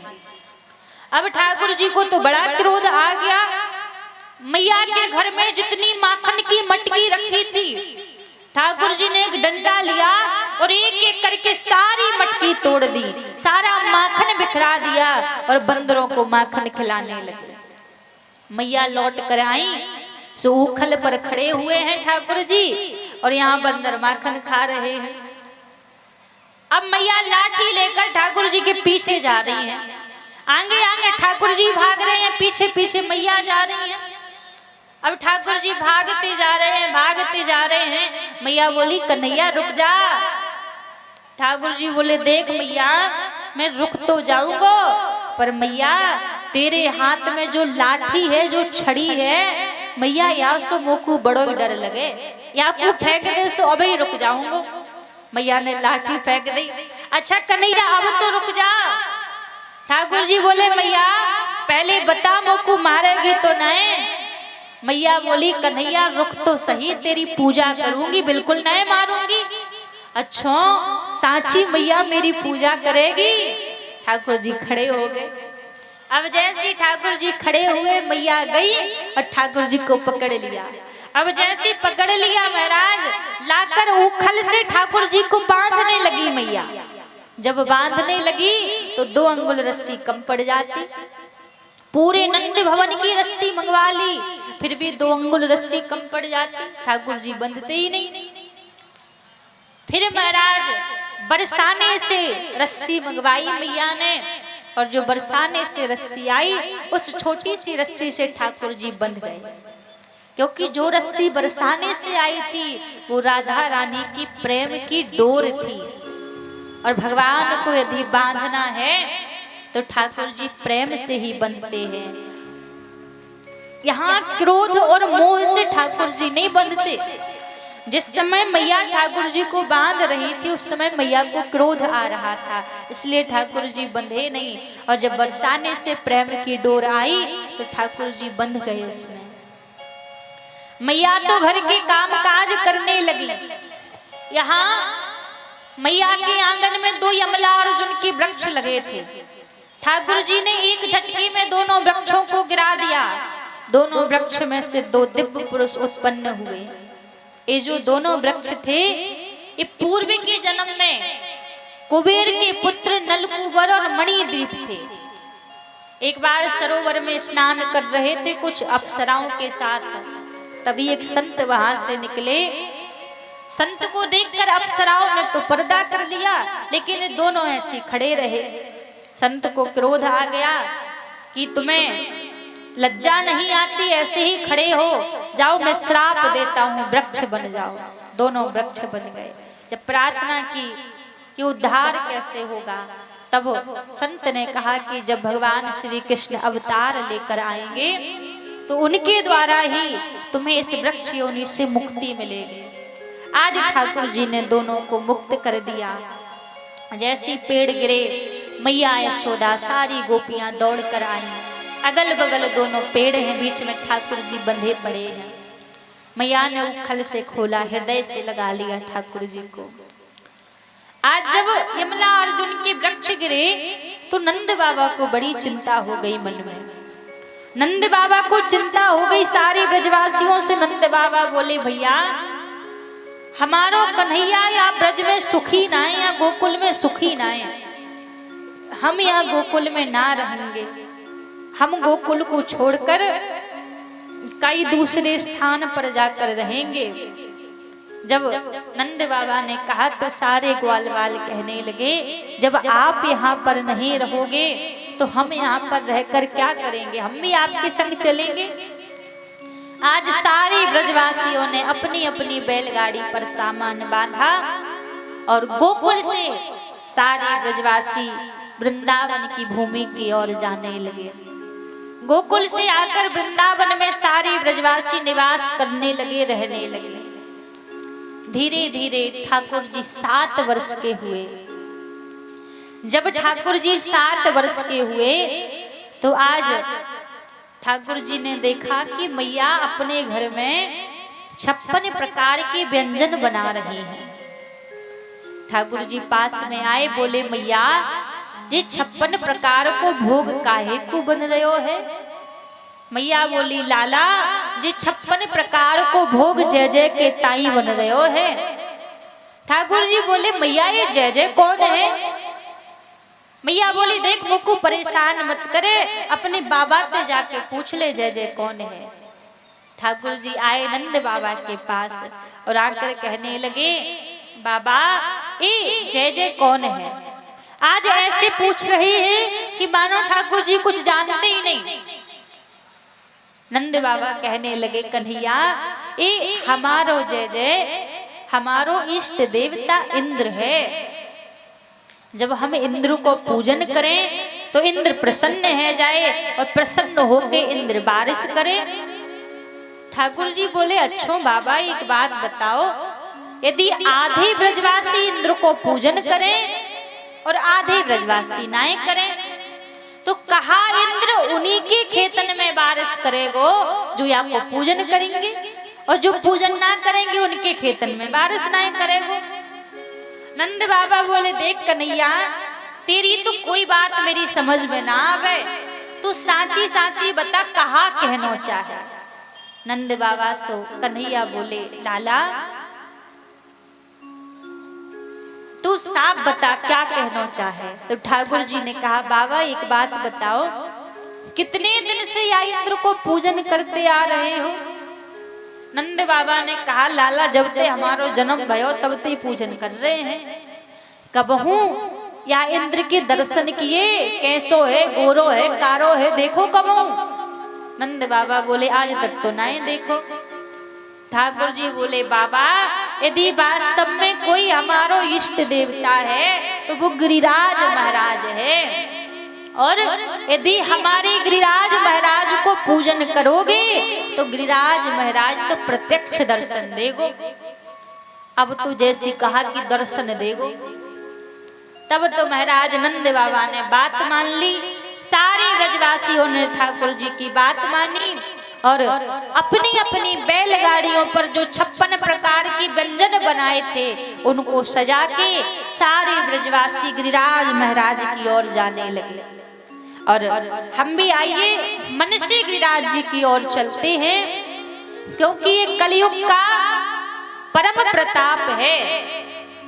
व्यक्ति यदि मन में कोई शुभ कार्य के बारे में सोचता है तो उसका आधा पुण्य उसको वही मिल जाता है, केवल मन में सोचने से। एक कलयुग का प्रभाव है। तो हमें सौभाग्य ऐसा मिला है श्री गिरिराज महाराज का पूजन करने का, और स्वयं गिरिराज महाराज वृंदावन से चलकर हम आप सभी के बीच में यहाँ पर आएंगे। हमें गिरिराज जी के पूजन का सौभाग्य मिलेगा। ऐसा अवसर बार बार तो मिलता नहीं है। आज 5 दिन हो गए, दिन कब बीत गए पता नहीं चला। आपको पता लगा? अभी आधे लोगों को पता ही नहीं होगा कि कथा हो रही है, क्योंकि कहा गया है नीके नयन निहार लो बाल कृष्ण की झांकी है। नीके नयन निहार लो बाल कृष्ण की झांकी है। 5 दिन तो बीत गए, बस कितने और 2 दिन ही बाकी है। 2 दिन और ऐसे निकल जाएंगे पता ही नहीं चलेगा। यहाँ तेरा मेरा करते करते पूरा समय बीत जाता है, क्योंकि जो दुख का दिन होते हैं ना, दुख का समय जाने में बड़ी देरी लगती है और सुख का समय जाने में देरी नहीं लगती। सुख का समय कब चला जाए पता नहीं चलता। और ये सत्संग की गंगा तो ऐसी है, यहाँ कहते हैं सप्त धारा का ही आनंद मिलता है। कभी रामलला का अवतार हो गया सो उसका आनंद, कभी कन्हैया का अवतार हो गया उसका आनंद, कभी ठाकुर जी की बाल लीलाओं का आनंद, कभी विवाह का आनंद। कहने का अर्थ जो कहते हैं चार धाम की तीर्थ यात्रा का आनंद होता है, वो सत्संग की गंगा में एक जगह ही प्राप्त हो जाता है। आप देखिए, इसी से सोचिए, आप अभी गिरिराज जी गए नहीं हैं, केवल मन में ये भाव आया है कि गिरिराज जी आने वाले हैं, तो एक अलग से आनंद मन में उत्पन्न होता है। तो ये जो आनंद है ये दुनिया के किसी कोने में नहीं मिलेगा। आप कहीं चले जाइए, आप किसी मूवी थिएटर में मूवी देखने जाओगे, वहां ऐसा आनंद मिलेगा नहीं मिलेगा। आप कहीं किसी की बारात में, किसी की शादी में डीजे के सामने खूब ठुमका लगा लो, खूब नाच लो, वहां ऐसा आनंद मिलेगा नहीं मिलेगा। आप कहीं भी घूमने के लिए चले जाइए, ऐसा आनंद आपको कहीं प्राप्त होने वाला नहीं है, क्योंकि जो वास्तविक आनंद है वो ठाकुर जी के नाम में है। और ये आनंद घटता नहीं, बढ़ने वाला आनंद है। पहले दिन कुछ और आनंद मिला था, दूसरे दिन कुछ और, तीसरे दिन कुछ और सातवें दिन तो महाराज ऐसी स्थिति आने वाली है कि आप सब ये कहोगे कि दोबारा से कथा चालू करवाओ, अब कथा बंद नहीं होनी, दोबारा से करवाओ। ये आनंद की अनुभूति है जो बढ़ने वाली है, घटती नहीं है। तो आइए मन से सभी लोग गिरिराज महाराज की ओर चलेंगे। तब तक कुछ ही देर में हम सभी के बीच में श्री गिरिराज महाराज का बड़ा सुंदर स्वरूप आएगा। कौन कौन गिरिराज जी जाने वाला है, मन से ऊपर हाथ करके दिखाइए।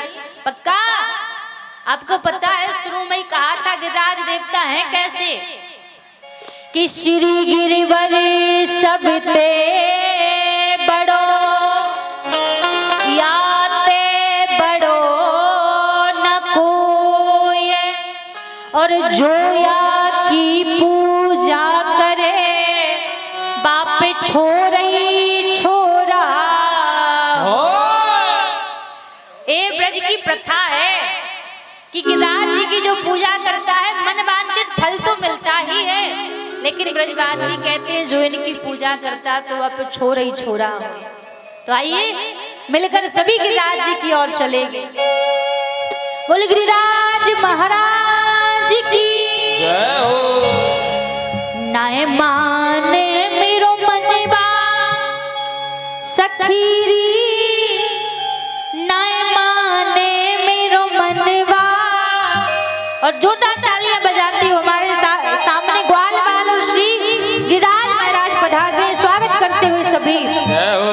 ओ मैं तो गोवर्धन को जाऊं मेरे वीर, नाय माने मेरो मनवा। मैं तो गोवर्धन को जाऊं मेरे वीर, नाय माने मेरो मनवा।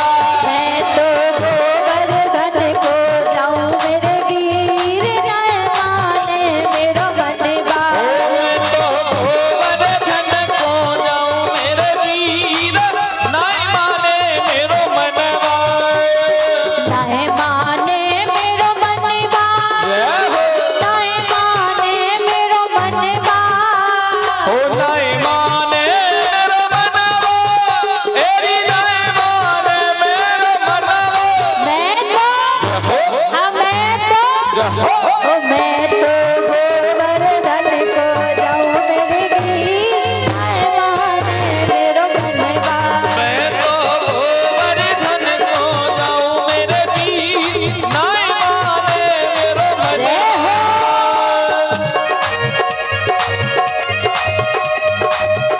और देखिए हम सभी के बीच श्री गिरिराज पधार चुके हैं। मेरा निवेदन है हमारे यजमान जी गिरिराज महाराज का पूजन करें। मेरा निवेदन है कृपया शीघ्र पूजन करें। उसके बाद में आज बड़ी ही सुंदर आप हम सभी मटकी फोर लीला ठाकुर जी के द्वारा देखेंगे। देखिए हम सभी के सामने बड़ी सुंदर ग्वाल मंडली ठाकुर जी की आई हुई है। पहले आप हम सभी श्री गिरिराज धरण का पूजन करेंगे, उसके बाद में ठाकुर जी की मटकी फोड़ लीला देखेंगे। पहले हमारे मुख्य यजमान ठाकुर जी का पूजन करेंगे, शीघ्र आप सभी आए। उसके बाद में आप हम सभी को गिरिराज धरण का पूजन करने के लिए मिलेगा। फिर हम आप सभी बड़ी धूमधाम से ठाकुर की मटकी फोड़ लीला का दर्शन करेंगे। सभी दोनों हाथ उठाइए एक बार। ओम गोवर्धन को जाऊं मेरे वीर, नाय माने मेरो मनवा। मैं तो गोवर्धन को जाऊं मेरे वीर, नाय माने मेरो मनवा। ओ नाय माने मेरो मनवा, एरी नाय माने मेरो मनवा। नाय माने मेरो मनवा। और देखिए जो भी पूजन करेंगे चरणों का पूजन करें, मस्तक पे तिलक को नहीं लगाएंगे। श्री गिरिराज धरण के पूजन का केवल चरणों का पूजन करें। सभी दोनों हाथ उठाइए। ओम गोवर्धन को जाऊं मेरे वीर, नाय माने मेरो मनवा। मैं तो गोवर्धन को जाऊं मेरे वीर, नाय माने मेरो मनवा। ओ नाय माने मेरो मनवा, एरी नाय माने मेरो मनवा। नाय माने मेरो मनवा, नाय माने मेरो मनवा। जय हो, जय जय। मैं तो गोवर्धन को जाऊं मेरे वीर, नाय माने मेरो मनवा। मैं तो गोवर्धन को जाऊं मेरे वीर, नाय माने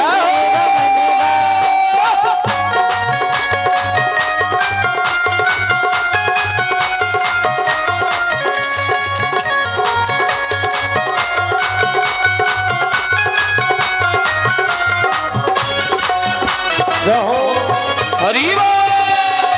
बोले गिरिराज महाराज की जय हो।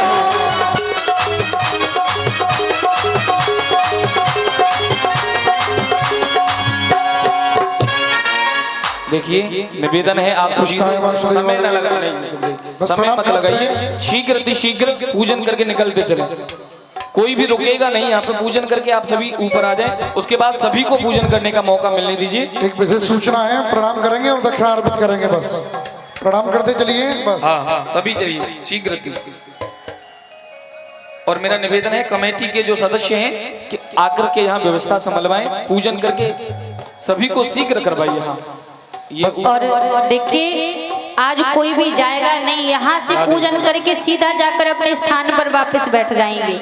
ये जो मटकी टंगी आप देख रहे हैं ना, बड़ी सुंदर। अभी पूजन के बाद यहाँ पर ठाकुर जी की माखन चोरी की लीला होने वाली है। हाँ अब यहाँ से सभी को आने दीजिए। भैया क्या नाम है इनका? और यहाँ से शीघ्र ये बच्चों को हटाइए वहाँ से। ये बच्चे नहीं आएंगे, कोई भी बच्चे नहीं आएंगे। बच्चों को कहाँ? बच्चे पूजा नहीं करते हैं, बच्चों को निकाल के तरफ भेजिए। शीघ्र शीघ्र सभी लोग आते रहेंगे, व्यवस्था बनाते रहेंगे। गोवर्धन को जाऊं मेरे वीर, नाय माने मेरो मनवा।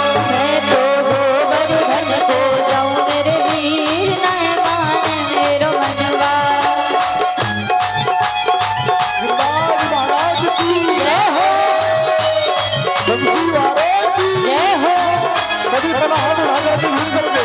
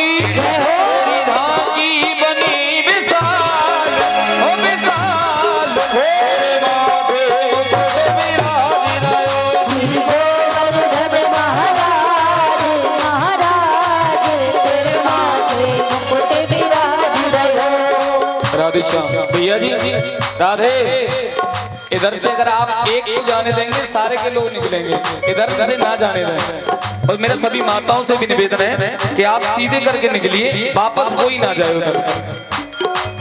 अगर एक निकलेगा तो सभी निकलेंगे। ओ श्री गोवर्धन महाराज महाराज तेरे माथे मुकुट विराज रहो। श्री गोवर्धन महाराज महाराज तेरे माथे मुकुट विराज रहो।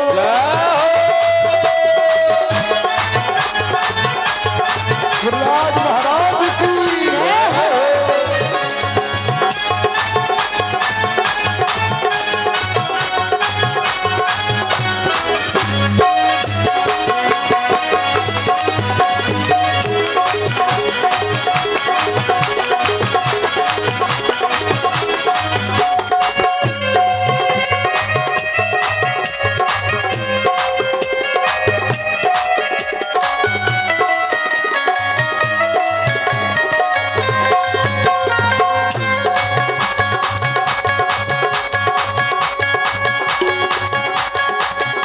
तेरे गले में कंठा सोह रहो। तेरे गले में कंठा सोह रहो। देखिए ये जिन्हें पूजन करना है कृपया वही गली में रहें और उन्हें कृपया आने दीजिए।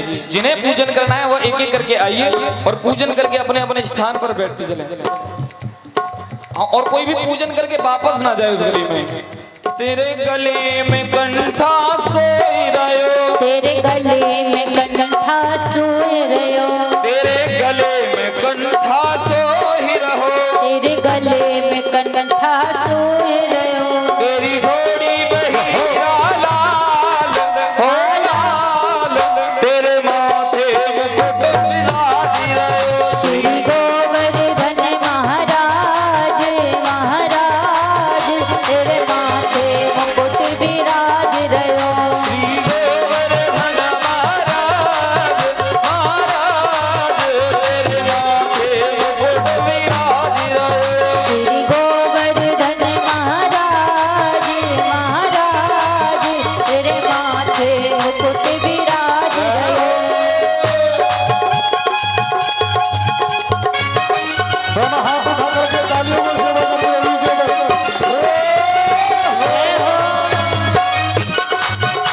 पीछे वाले भी दोनों हाथ उठा करके सभी भक्ति करते।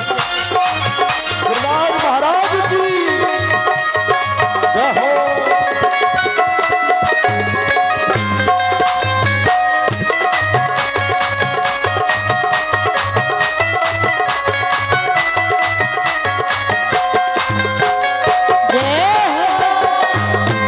देखिए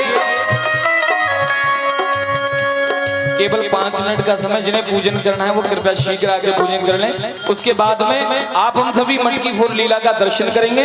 मेरा सभी माताओं भाई बंधुओं से निवेदन है आप सभी कृपया शीघ्र पूजन करें और पूजन करके कृपया निकालते चलें, कोई भी रुके नहीं। और आप सभी दोनों हाथ उठाइए, दोनों हाथ उठाइए। हो श्री गोवर्धन महाराज महाराज तेरे माथे मुकुट विराज रहो। श्री गोवर्धन महाराज महाराज तेरे माथे मुकुट विराज रहो। श्री गोवर्धन महाराज महाराज तेरे माथे मुकुट विराज रहो। श्री गोवर्धन महाराज महाराज तेरे माथे मुकुट विराज रहो।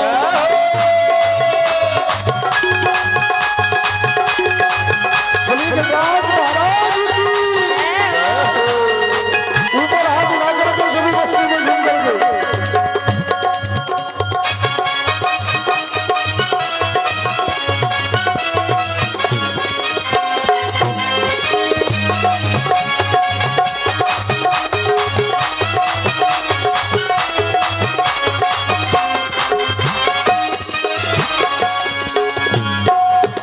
और देखिए मेरा निवेदन है कृपया शीघ्र निकालते चलें।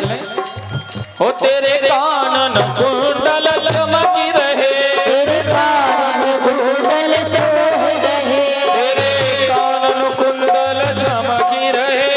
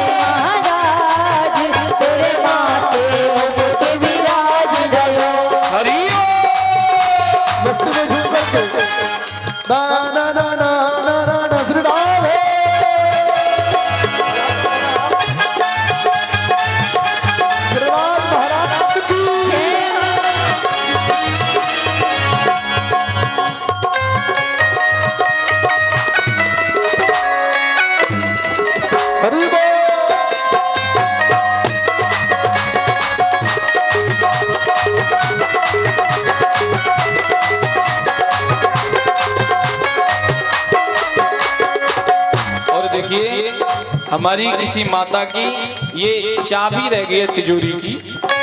ये देखिए अगर हमारे भैया चाबी लेके खड़े हैं, किसी मैया की चाबी है, जिसकी भी हो ले लीजिए, ताला तोड़ना पड़ेगा। सभी ध्यान दें माताएं, ये जिसकी भी चाबी हो वो अपनी चाबी ले लें। और कौन कौन गिरिराज जी जाना चाहता है, मन से ही जो जाना चाहे दोनों हाथ भागे कहें, दोनों हाथ भागे। हो मैं तो गोवर्धन को जाऊं मेरे भी नाय माने मेरो मनवा। मैं तो गोवर्धन को जाऊं मेरे वीर नाय माने मेरो मनवा। गोवर्धन को जाऊं मेरे भी नाय मानत मेरो मनवा। मैं तो गोवर्धन को जाऊं मेरे वीर नाय माने मेरो मनवा। ये चंपा जाए चमेली जाए रही, चंपा जाए चमेली जाए रही, ललता जाए विशाखा जाए रही। ललिता जाए विशाखा जाए रही। और किस किस को जा रहा, दोनों हाथ लगे गए। ओ फिर मैं कैसे रहता हूँ मेरे नाय माने मेरो मनवा। मैं तो गोवर्धन को जाऊं मेरे वीर नाय माने मेरो मनवा। गोवर्धन को जाऊं मेरे भी नाय मानत मेरो मनवा। मैं तो गोवर्धन को जाऊं मेरे वीर नाय माने मेरो मनवा। जय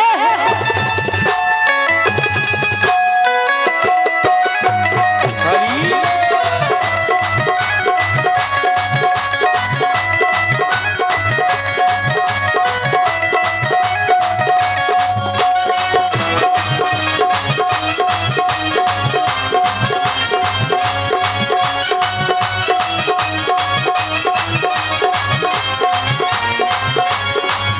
ओ सात शेर की रे करूं कढ़ैया, सात शेर की रे करूं कढ़ैया, सात शेर की करूं कढ़ैया। सात शेर की करूं कढ़ैया। संतन मैं तो संतन, जय जय संतन नोट दिलाऊं मेरे भी नाय माने मेरो मनवा। मैं तो गोवर्धन को जाऊं मेरे वीर नाय माने मेरो मनवा।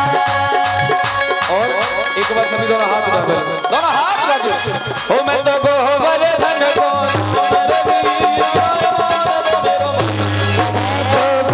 गोवर्धन को जाऊं मेरे वीर नाय माने मेरो मनवा। मैं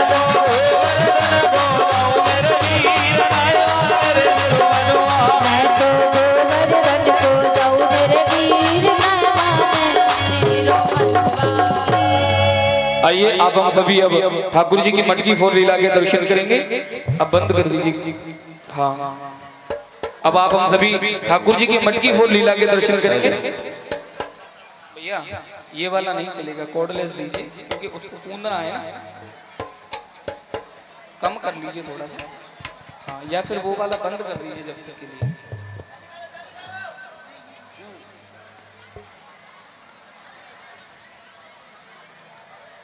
अब किसी को पूजन के लिए बंद कर दें। शिरा दे ये गेट बंद कर दीजिए अब जो है। हाँ मैया को बुला के बंद कर दें। अब कोई भी पूजन के लिए नहीं आएगा, बंद कर दीजिए। फाटक बंद कर दो, फाटक लगा दो। हाँ ये ठाकुर जी के सभी ग्वाल वाल हैं। आइए आप हम सभी ठाकुर जी की मटकी फोर लीला का दर्शन करेंगे। एक बार सभी प्रेम से नंद के लाला की, नंद के लाला की। बोल राधा रानी की जय हो। हाथ नहीं है कि आधे हाथ उठा रहे हैं, आधे कर रहे हैं। कोई कह रहा 3 दूनी 6, हाथ उठा के बोलिए बोल राधा रानी की जय। अब तो थोड़ी आवाज आएगी, अब जोर से बोलना पड़ेगा। बोल राधा रानी की जय। ये बीच में से आप सभी भी हट जाइए, हाँ साइडों छोड़ जाइए। आज तो सारे कोई सुबह थे हमें मौसा ही मौसा कह के बुला रहे हो। अच्छा हाँ, अरे कौन कह रहे हो तुम मौसा? यही तो मैं सोच रहा। हमारा सखा आए हुए। जाएगी तुम्हें खाने को भाग रहा हो तो ये दिखाइए। अरे भैया मेरी बात। पहले बनते हैं गांव की। अच्छा अच्छा ये बताइए किस किसने घूंघट किया है माताओं में? अभी कन्हैया जी को 5 मिनट के लिए अपना सब लोग ससुर समझे। जेंट्स लेडीज सब घूंघट करे, पहले सब करो अभी। जय हो।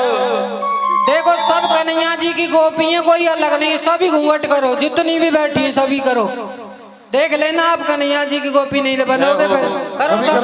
सभी लोग करेंगे भैया। जब हम जेंट्स होकर कर सकते हैं तो तुम तो लेडीज हो, करो जल्दी। अच्छा। जल्दी करो नहीं तो अभी वहाँ कंचोरी करके चला जाऊंगा। हाँ जल्दी करो जल्दी। हाँ करिए करिए, आप भी करिए, बहुत अच्छी लग रही है। Very nice very nice very good. करिए करिए आप भी, जल्दी करिए। देखिए और अलवेली। हाँ रुक पहले सुन। देखिए ये संसार वाले किसी के पति नहीं होते, सबके पति परमात्मा होते हैं। ये तो दिखाने वाले होते हैं। बताइए कन्हैया जी को आप अपने पति रूप में तो घूंघट नहीं कर सकते, कन्हैया जी को ससुर समझ के करिए, सभी करिए। तो मैं अपने पड़ोसियों की कसम अगर नहीं करेगा तो करिए जल्दी जल्दी। अब पड़ोसी देखेंगे। हाँ, और आप भी कर लीजिए, आप भी कर लीजिए। नहीं नहीं नहीं, आप जेंट्स नहीं हो। देखो सुनो, आपकी बात बता रहा हूँ। देखो आत्मा होती है कि होता है? अच्छा। तुम्हारे अंदर आत्मा होगी, आत्मा ये नहीं होती है कि होता है? अगर जेंट्स होगा तो होता होगा। आत्मा होता है कोई? आत्मा होती है और परमात्मा होता है। सबके पति कान्हा जी है, जेंट्स लेडीज सबके। तो आप भी करिए, ऐसे करिए, आप भी करिए करिए। 1 मिनट करिए, आप भी करिए, सब करिए। 1 मिनट करिए बस, करिए आप भी। जब हम कर सकते हैं आप सब लोगों के सामने तो आप भी करिए। 1 मिनट सब करिए और आप सब करके रखिए। आपको अपने अपने पड़ोसियों की कसम अगर घूंघट नहीं करेंगे तो ध्यान रखना। करिए जल्दी। देख लीजिए आपके कहने से कोई घूंघट नहीं करता, देखो सब कर रही हैं। करिए। वेरी नाइस गुड लग रही हो, करो जल्दी। अच्छा। अब देख ये गांव की अलवेली बन के दिखा रहा हूँ। गांव, अब भी किसी गांव में जाओगे तो घूंघट करती हैं। आप अगर किसी गांव में जाओगे तो घूंघट करती हैं कि नहीं? शहर की नहीं करती हैं। शहर की भी बताऊंगा फिर ये कैसी होते हैं। हाँ तो गांव की ऐसे जाती है, कोई अलवेली जल भर में को जाए, कोई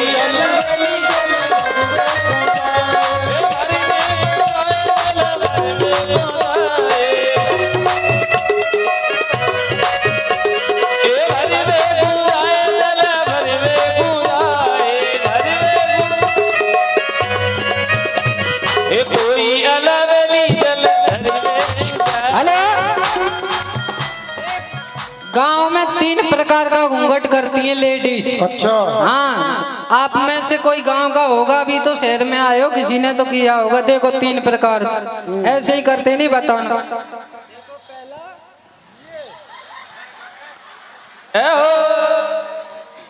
देखो पहले तो दोनों डिपर दिखे।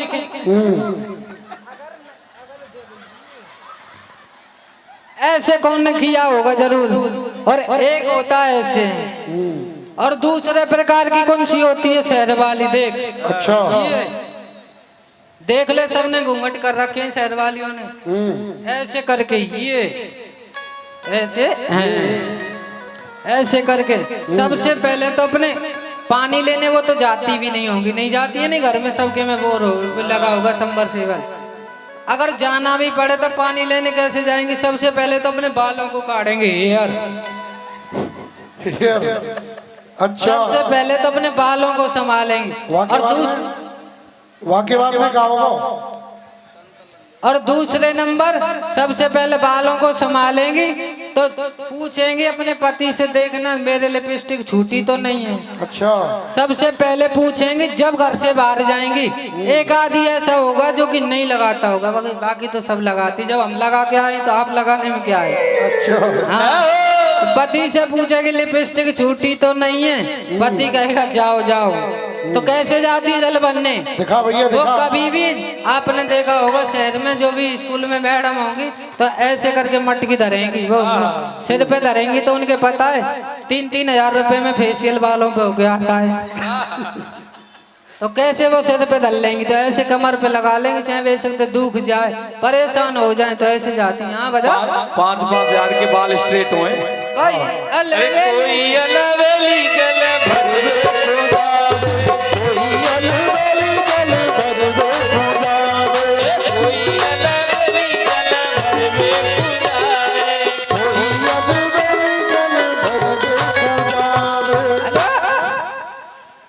अब एक सबसे खतरनाक होती है, वो यहाँ तो मिलेगी नहीं, हर राज्य में नहीं होती है वो। कौन से राज्य में मिलेगी?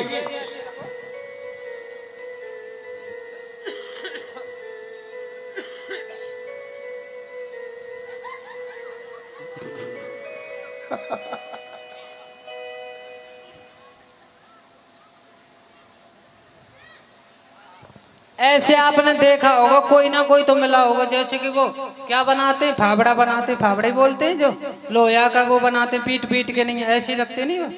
एक आध तो देखा होगा, मधुबनी में भी होंगे, तो ऐसे ही रखते नहीं। तो वो उनका अलग वो जाति भी होता है उनका, और उनकी पहनावे भी अलग होते। तो कैसी जाति है, पहले इसकी विशेषता सुनो। सुना सुना। सुन माधव फूबर के बेन, अच्छा। ऊंट चढ़ी मटकावे सेन। जैसे ऊंट पे बैठ के देखती है सब लोगों को, जैसे मैं आप सबको देख रहा हूँ इधर। ऊंट चढ़ी मटकावे सेन, नाज को करे कुनाज चून दरिया सौ पीस। नाज को जो दरिया बनता है, जो गाय भैंस के लिए आपने बनाया होगा, आपके घर भी बनता होगा, गाय भैंस होगी तो नाज को चून नहीं बनाती है, जैसे चून जो रोटी खाते वो नहीं बनाएगी, दरिया जैसा बना देगी। चून दरिया सो पीसे और उगारे पेट रांड डाइन सीधी के। पहले उगारे पेट रांड डाइन सीधी के। जाके कनपट्टी जड़ रही लीक। बालों में किसी के ना किसी के तो जुआ बोलते हैं, क्या बोलते हैं, बालों में पड़ते हैं, लेडीजों के जेंट्सों के भी पड़ जाते हैं, किसी किसी के क्या बोलते हैं, जुआ बोलते हैं। हमारे यहाँ ब्रज में तो जुआ बोलते हैं, आपके यहाँ क्या बोलते हैं, कीड़ा बोलते हैं, जुआ छींग डीग। हाँ, जाके कनपट जड़ रही डीग। ओहो। और क्या गा रही है, डीग देख रही है जुआ में। माताओं जो कि कोई ना कोई भजन गाती है, पता नहीं, जैसे कोई भजन गाने से कोई चीज उनको मिल जाती है। अच्छा। तो सिर में जुआ देख रही है डीग, तो गा रही है क्या, जिया बेकरार है। जुआ देख रही है डीग। अच्छा। जिया बेकरार है और छाई बहार है। अच्छा। आजा मोरे बाल में तेरा इंतजार है। जुआ को वो खा गई डीग को। अच्छा। जाके कनपटे जड़ रही लीक। याते तो रड़ुआ भलो मांग खाएंगे। हाँ, अब बता जानो में। अच्छा ये बताइए, आप में से कौन कौन की पत्नी इज्जत से बोलती है? किसी की तो बोलती होगी इतने लोगों में। पूछ ले भैया, कौन सी बोले?